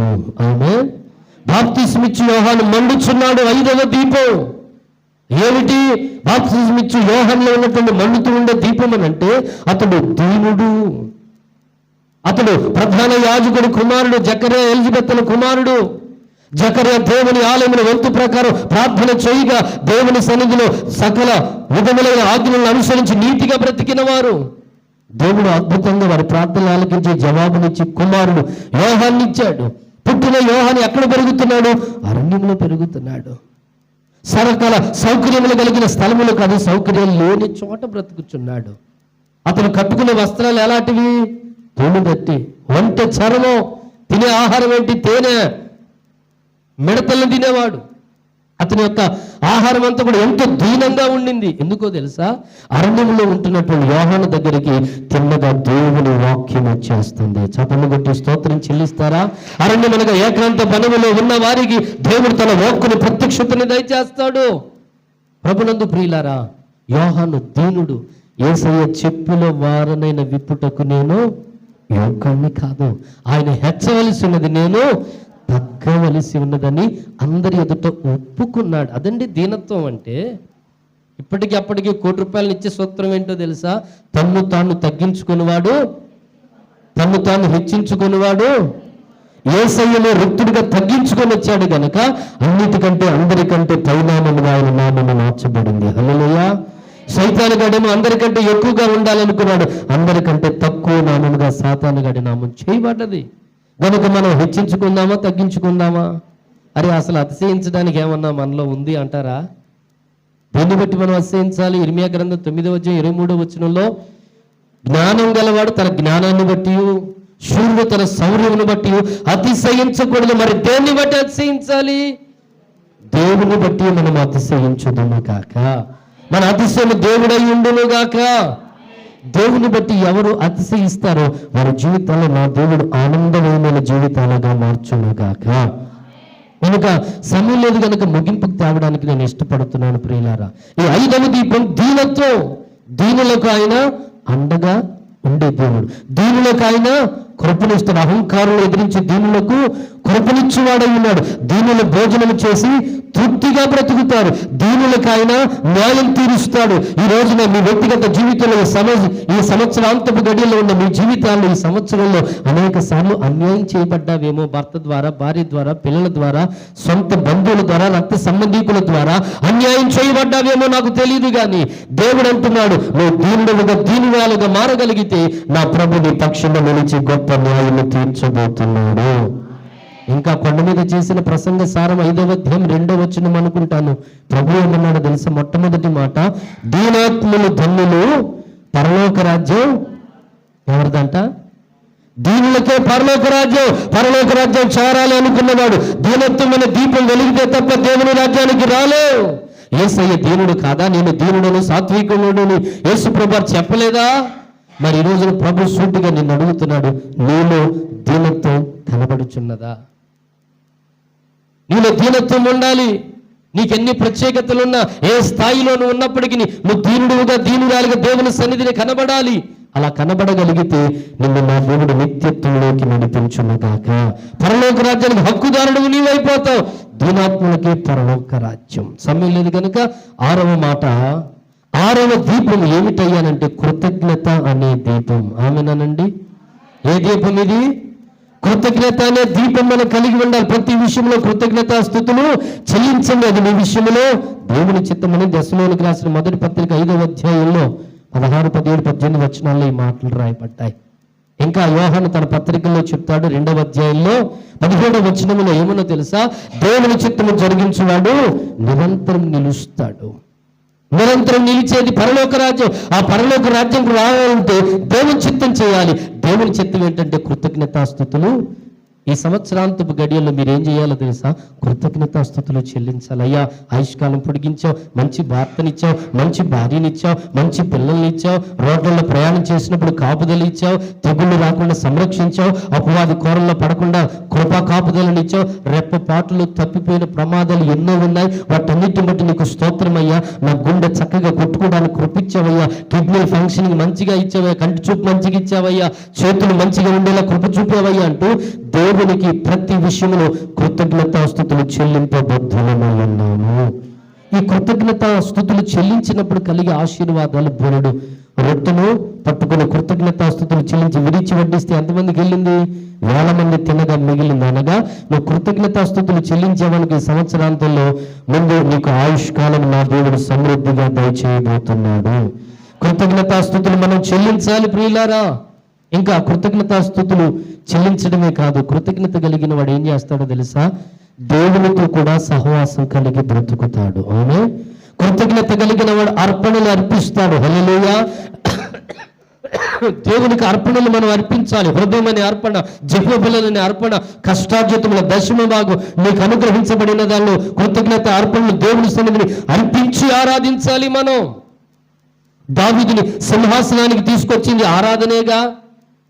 ప్రార్థన చేశాం, ప్రార్థన దేవుని దగ్గరికి వెళ్ళింది, ప్రార్థన దేవుని వద్ద నుంచి జవాబు తెచ్చింది. ప్రార్థన చేశాం, దేవుని దగ్గరికి వెళ్ళింది, దేవుని జవాబును ప్రార్థన తీసుకొచ్చింది. అయితే ఇప్పుడు ఆరాధన చేసే మనం చక్కగా ఇందాక అన్నగారు ఆరాధించినట్లుగా పరిశుద్ధుడు పరిశుద్ధుడు అంటూ ఆరాధిస్తుంటే పరమందున్నటువంటి దేవుడు ఆల్రెడీ అక్కడికి పాపం లేని పరిశుద్ధ దూతల చేత ఆరాధనలు అందుకొనుచున్న దేవుడు, కెరూబులు సరాబులతో ఆరాధనలు అందుకొనుచున్న దేవుడు ఆ ఆరాధన కాదు అనుకుని ఏకంగా మన ఆరాధన కొరకు దిగి వచ్చేసాడు. ఆమె నువ్వు చేసిన ఆరాధన దేవుని దగ్గరికి వెళ్ళి దేవుని జవాబును తేదండి, ఏకంగా దేవునినే తీసుకొస్తుంది. ఆమె చెప్పండి. ప్రార్థన దేవుని జవాబును తెస్తుంది, ఆరాధన దేవుని క్రిందికి తీసుకొస్తుంది. మీరు ప్రార్థన చేస్తారా, ఆరాధన చేస్తారా? ఈ మొక్క చెప్పడానికి అలిసిపోతున్నారు, మరి ఏం ఆరాధన చేస్తారో నాకు డౌట్గానే ఉంది. దేవునికి స్తోత్రం. అరే, కీర్తనలు 8:2 ఏముందో తెలుసా? బాలురు ఎక్కువ చంటి పిల్లల యొక్క స్తుతుల మూలకంగా దేవుడు ఒక దుర్గమును స్తోత్రం స్తోత్రం స్తోత్రం స్తోత్రం అంటే నీ చుట్టూ ప్రాకారాన్ని కట్టేస్తాడు. 22:3 ఇశ్రాయేలు చేసే స్తుతుల మీద ఆయన ఆశీనుడైపోతాడు. స్తోత్రం స్తోత్రం అంటే అది సింహాసనం అవుద్ది. ఆ సింహాసనం మీదకు దేవుడు వచ్చేస్తాడు. ఆయన ఎక్కడికి వస్తాడో అక్కడ చీకటి పారిపోతుంది. ఆమె 33 కీర్తన గ్రంథం 1వ వచనంలో యథార్థవంతులకు స్తుతి చేయట శోభస్కరం. 50వ కీర్తన 23వ వచనంలో స్తుతియాగం అర్పిస్తానట వాడికి దేవుడు చక్కని మార్గాన్ని చూపిస్తాడు. ఆమె ఇన్ని మాటలు ఉన్నాయండి. స్తుతుల మూలంగానేగా దేవుడు పునాదులేసింది భూమికి. దేవదూతలందరూ జయధ్వనులు చేస్తుండగా దేవుడు భూమికి పునాదులు వేశాడు. నీ జీవితంలో రానున్న సంవత్సరంలో గొప్ప కార్యాలు, నూతన కార్యాలు చేయాలంటే స్తుతులతో క్రొత్త సంవత్సరమును మీరు ప్రారంభించుదురుగాక. ఆమేన్, హల్లెలూయా. స్తుతులు చెల్లించినప్పుడుగా ఎరుకో కోటగొడలు కుప్పకూలిపోయాయి. పౌలుశీలను చెరసాల స్తుతించినప్పుడేగా చెరసాల పునాదులు అదిరిపోయి అందరి బంధకాలు ఊడిపోయి తలుపులు తెరుచుకొని మార్గం సరళం చేయబడ్డది. గనుక ముగింపుకు తెస్తున్నాను, మన నోట ఎల్లప్పుడూ స్తుతులుండునుగాక. కొంచెం నోరు తెరిచి చెప్పండి అమ్మా. అయ్యో, నేను అప్లికేషన్ పెట్టాలి, మీరు ఆమెన్ అనాలా? దేవునికి స్తోత్రం, హల్లెలూయాను. ఎంత విచిత్రం అండి. పరలోకంలో ప్రసంగాలు ఉండవు, నాన్ స్టాప్ ఆరాధనే. అనగారు మీరు ధన్యులు. మోషే కీర్తనలాగా మీ కీర్తన కూడా ఉండాలి. హల్లెలూయా హల్లెలూయా. అసలు ఎంత మజా అండి. పరలోకంకి వెళ్ళాక దేవుని మహిమను చూస్తున్నాక నేను అనుకుంటా, నేను కూడా ప్రభు కృపలో 1-2 కొన్ని పాటలు రాశాను. నా పాటని అక్కడ పాడాలని నాకు ఆశ ఉంది. హల్లెలూయా. యుగ యుగములలో స్తోత్రార్హుడా అని ఒక పాటలేండి. దేవునికి స్తోత్రం, మంచి పాట. ఆ పాట అక్కడ పాడాలని నా ఆశ ఉంది. మీరు వినటానికి అక్కడికి వచ్చుదురుగాక. అంటే ఇక్కడ దేవునికి స్తోత్రం, హల్లెలూయా. ఆల్రెడీ నేను ఆడికి వచ్చేలాగా మీరు కూడా వచ్చేది. హల్లెలూయా. కనుక గమనించడం, ముగింపుకు తెస్తున్నాం. కృతజ్ఞత అనే దీపం లేకపోతే కృతజ్ఞత లేని హృదయాలు అంధకారం అయిపోతాయి. అంధకారం అయిపోయిన హృదయాలు దేవుని రాజ్యానికి రాలు. దేవునిగా మనం మహింపరచాలి, కృతజ్ఞత కలిగి బ్రతకాలి. నీకు భార్యనిచ్చింది, భర్తనిచ్చింది, పిల్లల్నిచ్చింది, తెలివినిచ్చింది, జ్ఞానం ఇచ్చింది, ఆరోగ్యం ఇచ్చింది, బ్రతుకునిచ్చింది, క్షేమమునిచ్చింది, పిల్లల్నిచ్చింది, ఇల్లు, స్థలాలు, పొలాలు, తోటలు, ఇవన్నిటికీ కారణం దేవుడే. నీ బలం కాదు, నీ తెలివి కాదు, నా దేవుని అనుగ్రహం మాత్రమే. ఆమె. అరే, ఆయన సెలవు లేకపోతే 5 ఏళ్ళు నోట్లోకి పోవని భక్తుడు చెప్పలేదా? ఈ రోజున ఎంతగా కృప చూపిన దేవునికి ఎంత స్తుతించిన ఆయన రుణం తీర్చగలమా? వేణోళ్లతో కొనియాడిన ఆశలు తీరవిక. కడుపును పుట్టిన జ్యేష్ఠ పుత్రుని దేవుని సన్నిధిని ముక్కలుగా నరికి బలిపీఠం మీద పెట్టి, అయ్యా నీకు స్తోత్రం అని చెప్పిన ఆయన రుణాన్ని ఎవ్వడు ఎప్పటికీ తీర్చలేడు. ఆమె అంత గొప్ప దేవుడు మన దేవుడు. కనుక ముగింపుకు తెస్తున్నాను. చివరిగా 7వ దీపం, పరిశుద్ధాత్మ అనే దీపం మనలో ఎప్పుడు వెలుగుతూనే ఉండాలి. హల్లెలూయా. ఈ పరిశుద్ధాత్మ దీపం దైవ గ్రంథంలో బాప్తిస్మిచ్చు యోహానే కాదు, ఇంకా శిష్యుడైన యోహాను పద్మాసు దీపంలో ప్రభువు దినమందు ఆత్మవశుడైపోయాడు, ఆత్మతో నింపబడ్డాడు, ఆత్మ నడిపింపు ఉన్నది. ఈ రోజున సంఘంలో వచ్చిన దేవుని బిడ్డలారా, మీరు పరిశుద్ధాత్మని పొందాలి, ఆత్మ నింపుదల కలిగి ఉండాలి. మేడ గదిలో 120 మంది సంఘముతో సేవకుడిగా అందరూ కలిసి ప్రార్థిస్తూ ఉండగా అకస్మాత్తుగా దేవుని అగ్ని అందరి మీదకు దిగి వస్తుంది. ఆమేన్. పరిశుద్ధాత్మ రాగా సంసన్ చేతిలో ఏమీ లేకపోయినా ఒకడు మేక పిల్లలు చీల్చినట్లుగా సింహాన్ని చీల్చేశాడు. దేవుని ఆత్మ తన మీదకి బలముగా రాగా చిన్న రాత్రి దావీదును గొల్యాతును చావగొట్టేశాడు దావీదు. దేవుని ఆత్మని మీదికి వస్తే రక్షకుని లోకానికి నువ్వు అందించగలవు. ఆమేన్. ఆత్మాభిషేకం లేకుండా దేవుని పోలికలకు మార్చబడలేవు. కనుక దేవుని ఆత్మ అనే దీపం వెలుగుతూ ఉండాలి. ఆత్మ నడిపింపులో నువ్వున్నావా? దైవ సేవకుని నడిపింపులో నీవున్నావా? ఇంటికి పునాది వేయాలని ఒక చక్కటి దైవ సేవకుని నడిపింపుని తీసుకోవాలి. ఏ కుడికని ఏర్పాటు చేసుకోవాలన్న దైవ సేవకుని నడిపింపులో మనం ఉండాలి. అది ఆది అపోస్తలుల ఉపదేశ క్రమం. అప్పుడు మీరు ఆశీర్వదింపబడతారు. ఏ ఉపదేశ క్రమమునకు మీరు అప్పగింపబడ్డారో అన్నాడు పౌలు గారు. మనకంటూ ఒక ఉపదేశ క్రమం ఉన్నది. ఆ ఉపదేశ క్రమానికి అప్పగించుకుంటే నా దేవుడు మిమ్మల్ని దేదీప్యమానంగా వెలిగించి నిత్య రాజ్యములకు నడిపించునుగాక. కంక్లూజ్ చేస్తున్నాను ప్రియులారా. 7 దీపాలు ఉన్నాయి. 7 దీపాలు. మొదటిగా పరిశుద్ధత, 2 విజ్ఞాపన, 3 క్రమమైన ప్రార్థన, 4 ప్రేమ అనే దీపం, 5 దీనత్వం, 6 కృతజ్ఞత, 7 పరిశుద్ధాత్మ అనే దీపం. ఇవన్నీ వెలుగుతూ ఉంటే అప్పుడు ఆ దీపపు కాంతులు అనేకులు వస్తారు. ఇప్పుడు వెలుగుతున్న దివిటి కలిగిన వాడవై, కలిగిన దానవై 2వ రాకడలో లేక రాబోతున్న సంవత్సరాలలో మనము ప్రభుని ఎదుర్కొందుము కాక. అయితే ఒక్క మాట చెప్పి ముగిస్తాను. చివరిగా ఒక మంచి స్తోత్రం చెప్పండి. లూకా సువార్తలో ఒక మాట చదివి పెట్టండి. త్వరగా ముగింపుకు తేవడం నేను ఇష్టపడుతున్నాను. 15వ అధ్యాయం 8, 9, 2 వచనాలు చదువుకొని ముగించేసుకుందాం. లూకా సువార్త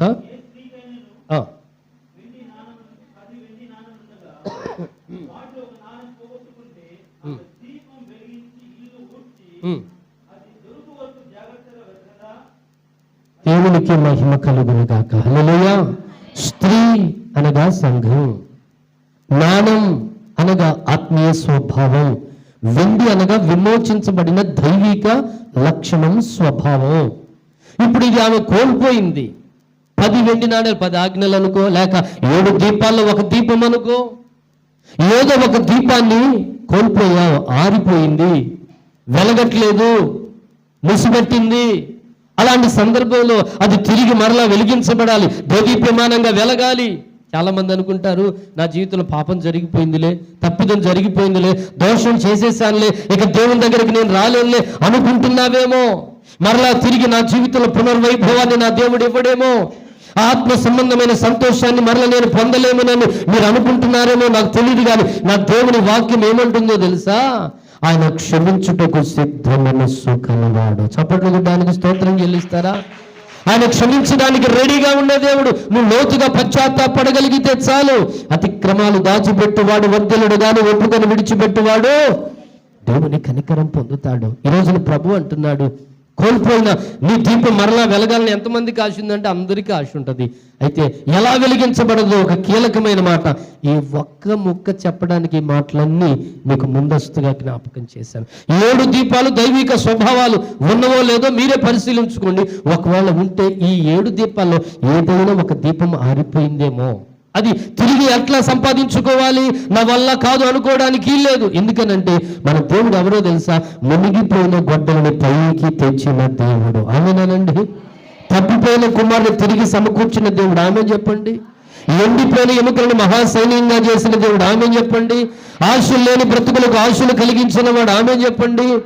ఇలాంటి గొప్ప దేవుడు నీతో మాట్లాడుతున్న మరలా నీ దీపం దేదీప్యమానంగా వెలుగుద్ది, నువ్వు ప్రకాశిస్తావు, ఆ వెలుగులోకి అనేకులు వస్తారు. అయితే ఎలా వెలిగించబడాలో ఒక కీలకమైన సూత్రాన్ని చివరిగా ప్రభు జ్ఞాపకం చేస్తున్నాడు. ఏం చేస్తుందో తెలుసా? ఈమె దీపం వెలిగించింది. దీపం అనగా దేవుని వాక్యం.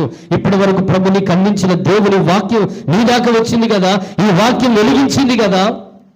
వెలిగించి ఇల్లంతా చూసింది కానీ కనబడలేదు. ఇల్లు అనగా హృదయానికి సూచనగా ఉంది. ఈ హృదయమైన ఇల్లంతా దేవుని వాక్యము చేత పరిశీలన చేయాలి. కనబడలేదేమో, ఒకవేళ బీరువా కింద నాణ్యం ఉందేమో, ఆ స్వభావం అక్కడే ఉంది, అక్కడే కోల్పోయావు. కోల్పోయిన దగ్గర వెతకాలి కదా. వెతికే క్రమంలో ఆమె ఏం చేసింది? ఊడ్చి అనండి, ఊడ్చింది. ఊడ్చినప్పుడు ఆటోమేటిక్గా ఎప్పుడైతే అట్లా చీపిరితో ఊడ్చిందో ఆ నాణ్యం బయటకు వచ్చేసింది. తిరిగి దాన్ని పొందుకుంది. జాగ్రత్తగా వెతికింది కనుక సంపాదించుకోగలిగింది. మీరు కూడా కోల్పోయినటువంటి ఏ దీపమైనా, ఏ కృపైనా, ఏ అభిషేకమైన, ఏ ఆత్మ సంబంధమైన సంతోషమైన, దేవుడితో అద్భుతమైన దైవిక సహవాసమైన తిరిగి నా దేవుడు మీకు దయచేయునుగాక. అయితే ఓడవడానికి చీపిరి కావాలి. చీపిరి దేనికి ముంగుర్తు అంటే పశ్చాత్తాపానికి ముంగుర్తు. లోతుగా పశ్చాత్తాపడితే తిరిగి నా దేవుడు నువ్వు ఏది కోల్పోయినా తిరిగి నీకు ఇవ్వడానికి నా ప్రభు సంసిద్ధంగా ఉన్నాడు. గనుక ప్రభు నా మాటలు ముగించడానికి నేను ఇష్టపడుతున్నాను. ప్రభు నీతో మాట్లాడిన మాటలు ఏమిటనంటే, దీపాలు వెలుగుచుండనీయుడు. వెలుగుతూ ఉంటేనే, దివిటీలు కలిగి ఉంటేనే, అవి వెలుగుతూ ఉంటేనే ప్రభు రాకడలో నూతన సంవత్సరంలో మనల్ని మనం ఇప్పుడే సిద్ధపరచుకుంటే తప్ప అక్కడికి చేరలేవు. సమయం ఉండగానే, దీపం ఉండగానే ఇల్లు చక్కబెట్టుకోవాలి. ఇంకా సంవత్సరాంతపు గడియలు మరొక సమీప దినాల్లో నూతన వత్సరంలోకి వెళ్ళబోతున్నాం. నూతన ఆశీర్వాదాలతో దోషాల నిండా దీవులను పట్టుకుని దేవుడు రాబోతున్నాడు. ఆ సంవత్సరంలో తల మీద దీవులను కుమ్మరించడానికి ఇష్టపడుతున్నాడు. అయితే యోగ్యమైన పాత్రగా దివిటీలు కలిగి ఉందాం. ఆ దివిటీలో దీపాలు ఏదైనా ఆరిపోయి ఉంటే ఒక్క 2 నిమిషాలైనా మోకరిద్దామా, తలను వంచుదాం, కన్నులు మూద్దాం.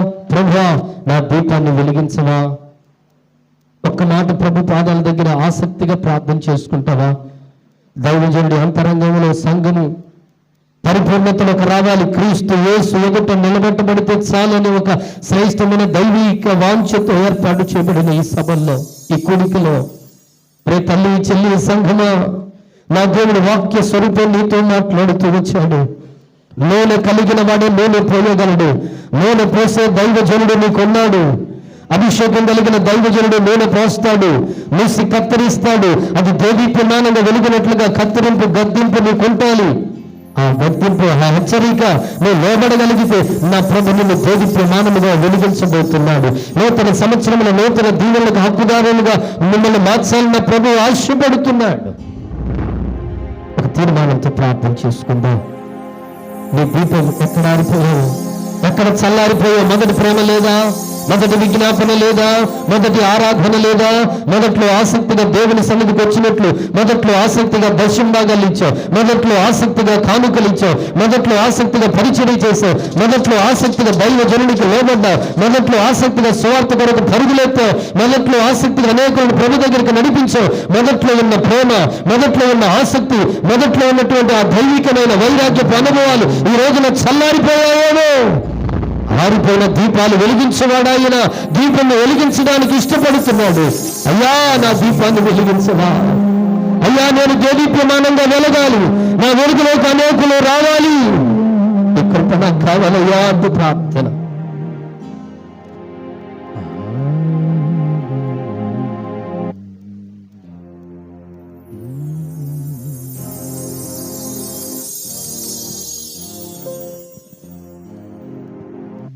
మనల్ని మనం పరిశీలించుకుని సిద్ధపడ్డాం ప్రియులారా.